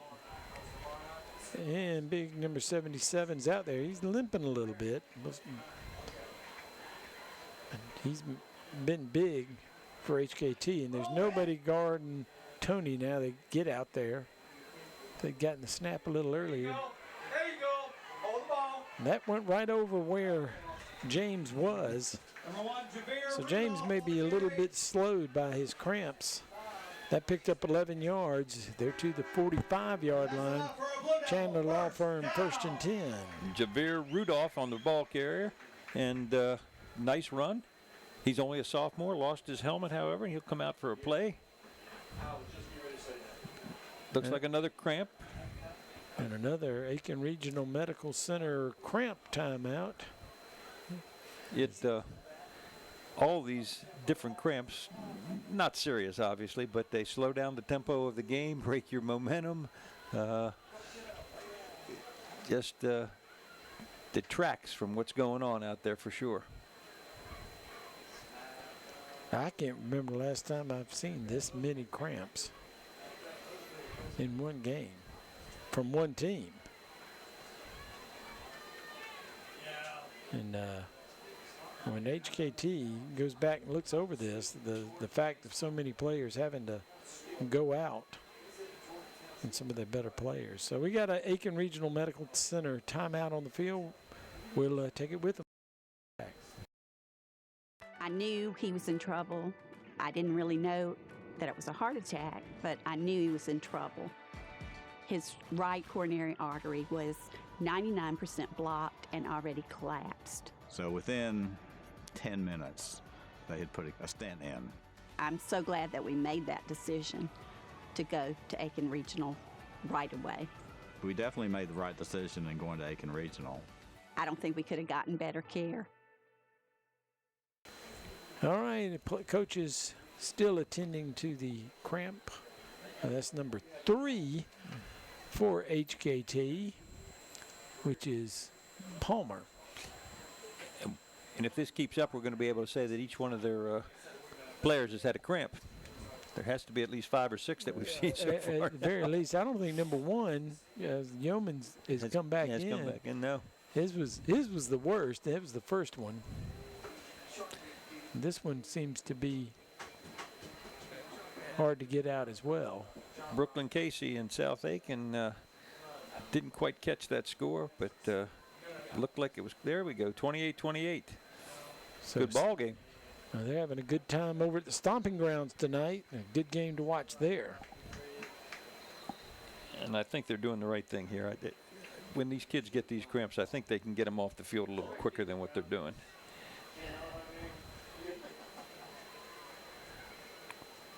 Well, Palmer is definitely slowed. Oh, yeah.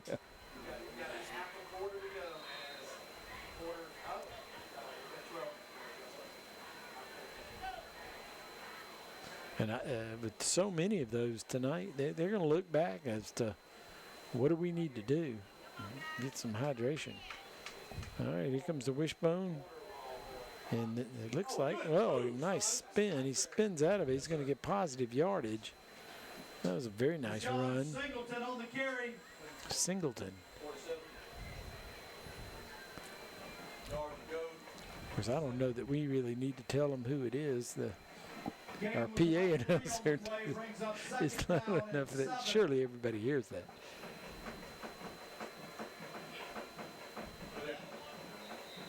There goes another one limping off.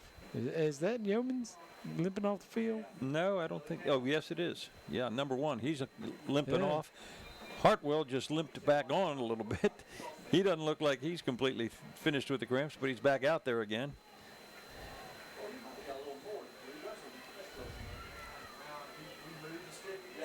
It definitely drags the game along. And there's a tackle in the backfield. That'll be a loss of a couple yards. It'll bring up 3rd down and long. Strom Thurman beating Swansea 41-21. Well, that's more like what I expected would happen. So they picked it up a little bit the second half. It's good to see South Aiken in there with a 28-28 tie after being down a little bit. Yeah, that'd be a big win for South Aiken. They won last week at Aiken after getting a big lead, 21-0, and then holding on for dear life and coming back and getting the 1-point win. That put them 2-0 in the region if they can win that game. There's a pitch, there's another tackle. Great penetration that time, and that was Coleman in there to make the tackle. Williston going the wrong way. So it'll be 4th down, about 12, we'll call it 12 yards, and the punting unit will come on the field. Clock runs 5:20 left to go in the ball game. And HKT will probably be facing a situation where it's now or never. That's correct. Nice punt. That is a good punt. Yeah, you're going to let it bounce. Yeah. It's going to roll down inside the 20 to the 15. So HKT got 85 yards to get to the Tyler Tire end zone. And Williston, pretty good spot here. Now Aiken up 21-14. Yeah, it's got to be in the 4th quarter, and Aiken looking to get their first win since 2016. I know that'll feel good for them. It won't be as big as if they'd pulled that upset last week.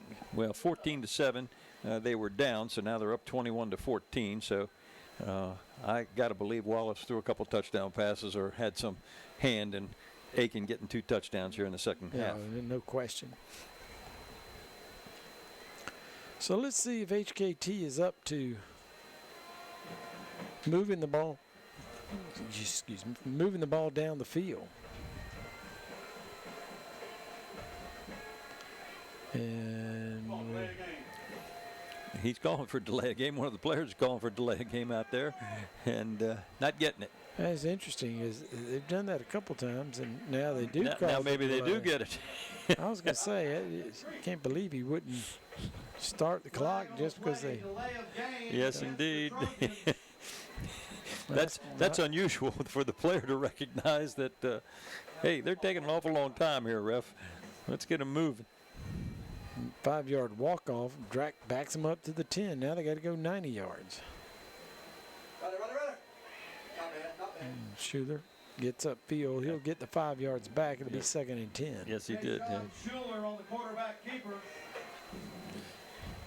Number 5, Keyshawn Tony on the tackle. And Brown's been all over the place tonight, too. On the play brings up 2nd down and 11. Tony, number 5, made a nice tackle on that last play. He plays right there at tackle, doesn't he? Wide receiver and a tackle. Wonder where he'll play in college. It won't be a tackle at the size he's at right now. I wouldn't think so.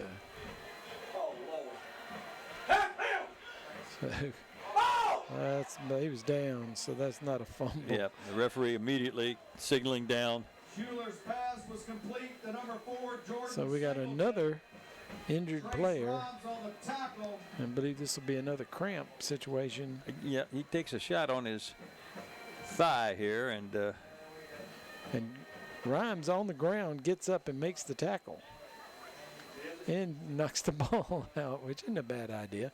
Got our guys up here in the booth to screen. And there's a Williston player down too.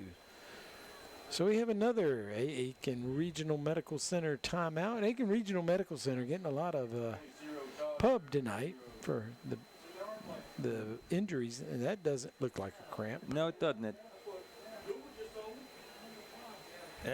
That could be what we used to call in the old days, and maybe they still do, a hip pointer. But stinger. They love using stinger these days. We called them hip pointers too. All right, we'll take a break and come back with this Aiken Regional Medical Center timeout. I had back issues for a while. I kept going back with different complaints. My doctor, he said, surgery's not going to do you any good. So I would recommend to you therapy. After therapy, I'm a lot better. I'm so grateful for that. I'm a lot better. Thanks to Aiken Regional Hospital for the joy that was put back into my life. Now I'm able to get on the floor and play with the children, and it's just a relief. There's our injured HKT player. There's also a player for Williston who's down on the field too. I don't know, did you pick up who that was? I did not. And perhaps they've already gotten up, and the player still down is number 4. Yep. And that's Jordan Singleton for HKT. And Singleton Good run that time. Picked up a first down, moved the chains. Be a Chandler Law Firm 1st and 10. Clock shows 4:03 left to go in the ball game. Looks like the ball is spotted right at the 30-yard line, so it'll be still a long field for HKT. They haven't shown much big play potential. They had the one touchdown pass called back that went to Hartwell. It hit him right down the middle, but that was called back for a hold, and it was a very obvious hold in the first half. Yeah. Now, this is not cramps. He got popped in the back, or a hip, as you pointed out. Yeah.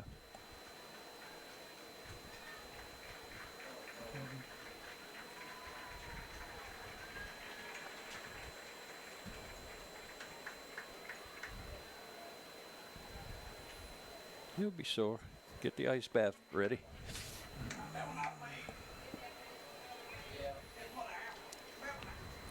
All right.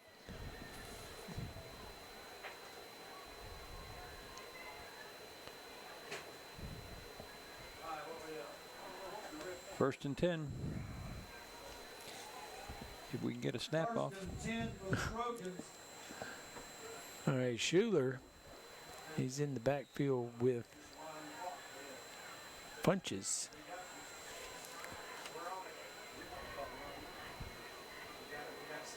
There's a quick pass, and outside got some room to run. That's going to make some good yardage. He'll be close to a first down. He may have gotten it. I think he did get it. Schuler's pass is complete to number 11, Britt Stokes. So Stokes.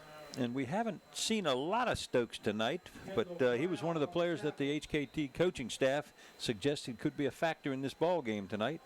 He makes a nice catch there and a nice run after the catch.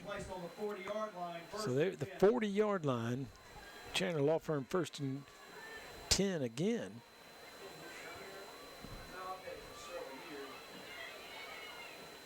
Short run. Still going. Ball came out, but they're going to say he was down. Short gain, maybe 2 yards. 2nd down and 8. Yeah, and that was Stokes who picked up the ball and tried to advance it, but they called the man down. We got a couple other kids cramping off the field as we speak. And goes back.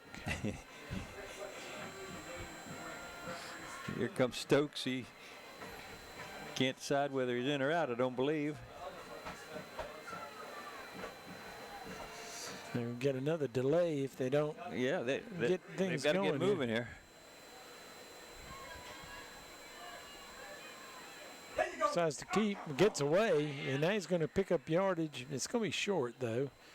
He's still not to a first down. He needs to get to midfield to get a first down. He got to the 46, so it's going to bring up 3rd down and 4.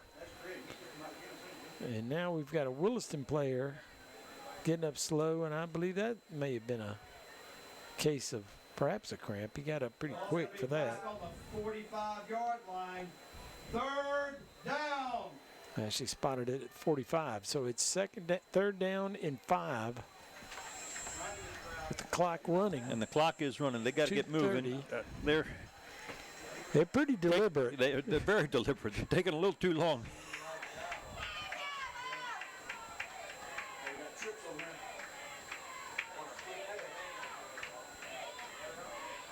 Looks down, hits him in between the numbers, couldn't hang on. So it's going to be a 4th down. That stops the clock from running, but now the 4th down play, if Williston can stop them here, they're in the driver's seat to get through the rest of the game. Only one timeout left for HKT. Coach Youngblood down here on about the 40-yard line talking to his defensive squad. Very animated. Illegal substitution against the Trojans.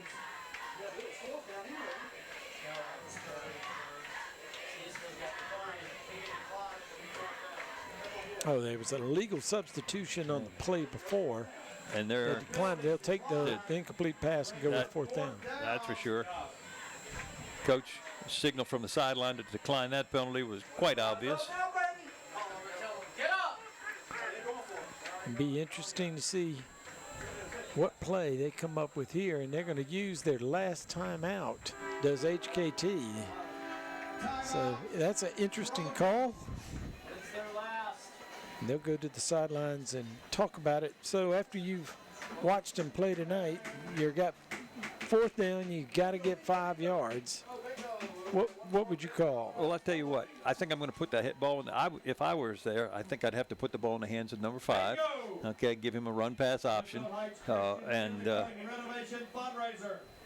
I think, I have a feeling they're going to throw one of their quick screens to the outside, is what they'll call. But I'm not sure I would do that. I don't know that wouldn't be a bad call. They haven't been real successful with it. They were last time and got the 1st down. At this level, I think that's a tough play to run successfully. I think so too, and he's not that good of a thrower. I don't know that he has a run-pass option.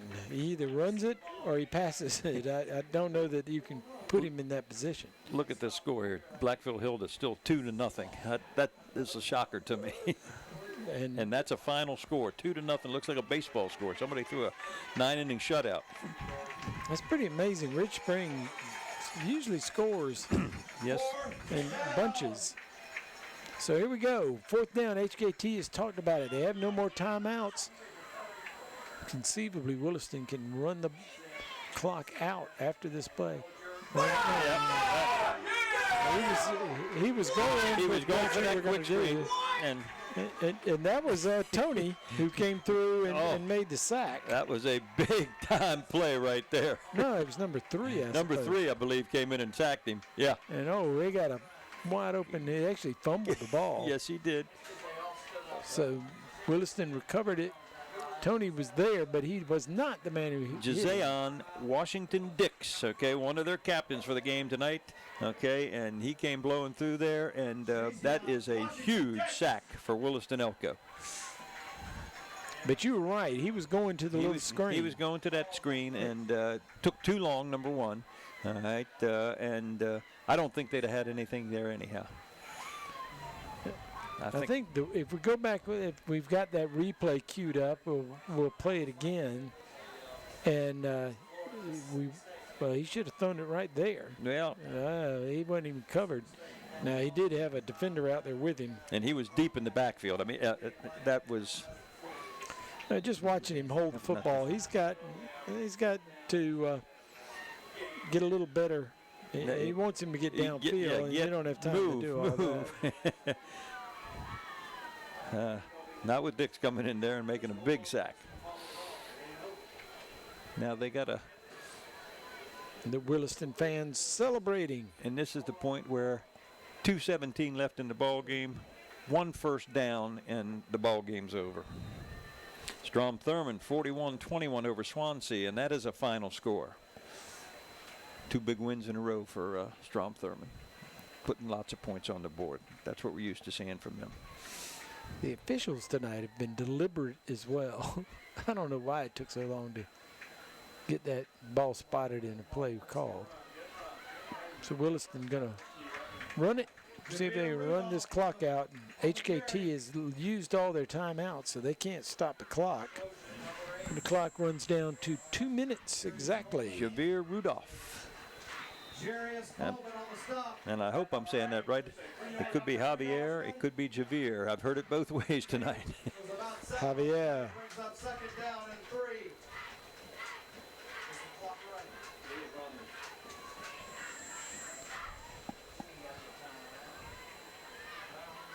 Wishbone formation, 2 tight ends.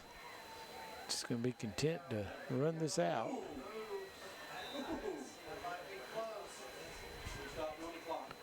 Deshaun Singleton on the carry.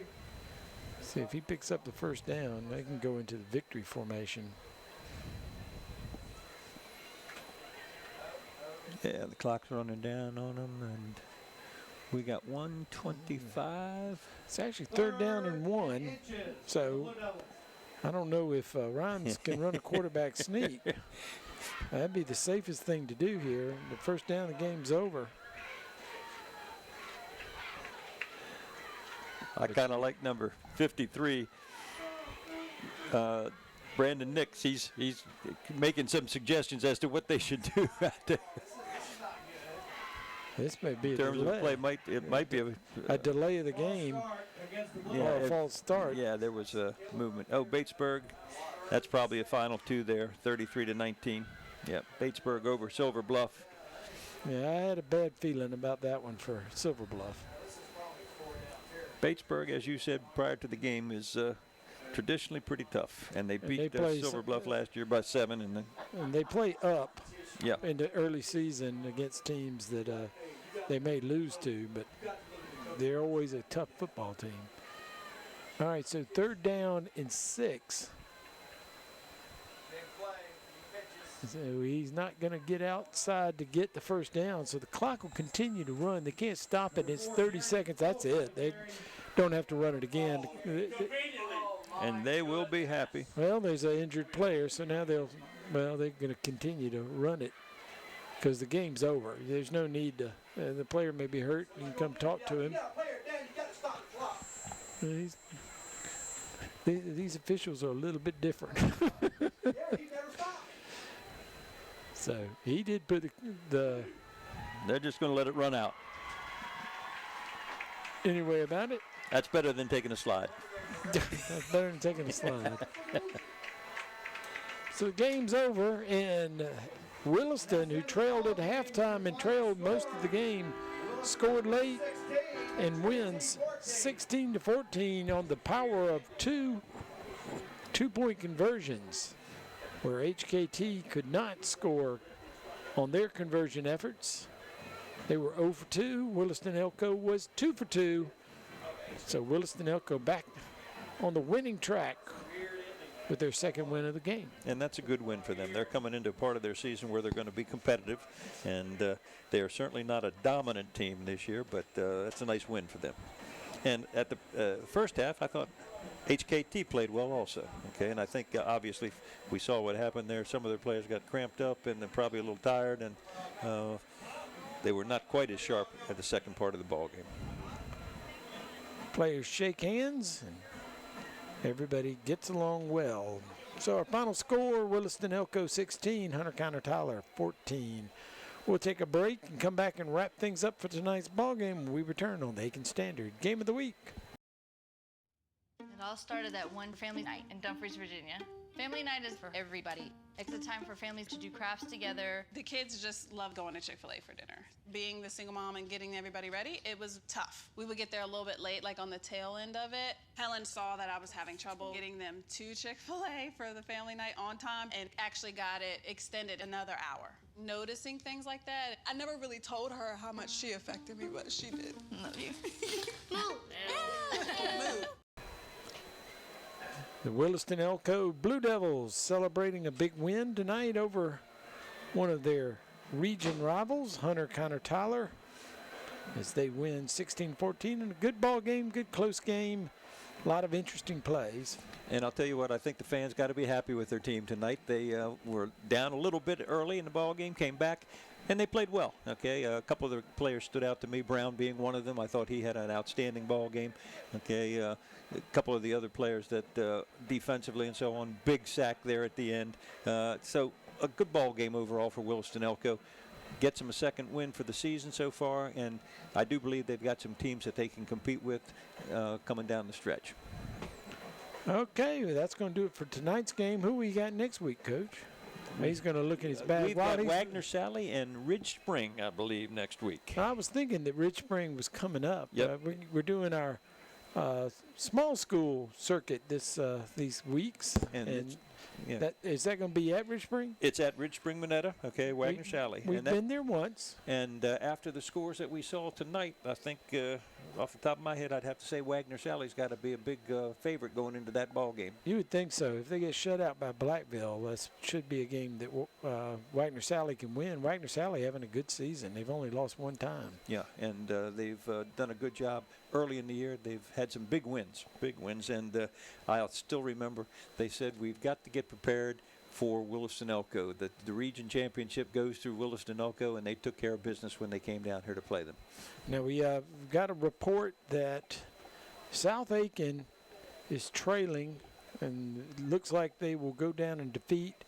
They won last week 35-34. They're going to lose 35-34 this week. Another missed extra point, apparently. And that's a tough loss. Do we have a score on the Aiken game, a final on that, as we go down to the trailer where Tripp is doing his work? Let's see. 31-14. Aiken, 31-14. We're going to say that's a final. So Aiken, congratulations, their first win since 2016, and that's got to be a big monkey off of their back. Country Montgomery, I'm sure, just tickled to death to get a win, so people quit saying they haven't won since 2016. Well, as we said in the pregame show, I looked at that team last week. We hadn't seen them before this year, and they looked too good to have not won a ball game, and they had too much talent. The quarterback really lights it up sometimes. They had good receivers, and it looks like they've shored up their defense a little bit. And I think their defense came together in the second half against South Aiken. They played better, and they obviously played decent against Midland Valley tonight to hold them to 14. You may be at home wondering, what are they doing here? This is a tradition at Williston, a very nice tradition. They get together, the cheerleaders, the football players, all of the fans, the parents, they get out on the field and they make a big circle. They hold hands. It loops around the whole field, and they're led in prayer after the game. So that's a nice thing that they do here at Williston. Yes, it is. And there's the final score for South Aiken. You're right, 35-34, Brooklyn Casey. Tremendous win last week for them, and a heartbreaker tonight. Yep, and like I said, that drops them even in the region, and you have to put BC as the odds-on favorite now to win the region, as they've beaten both South Aiken and North Augusta. All right, that's going to do it for tonight. For Ken Brace, for Tripp and Matt in the truck, for our cameramen Eric and David, we appreciate them and all their hard work. I'm Ed Gerardo. Join us next week. We'll be at Rich Spring for Rich Spring hosting Wagner Sally. But until then, good night, everybody.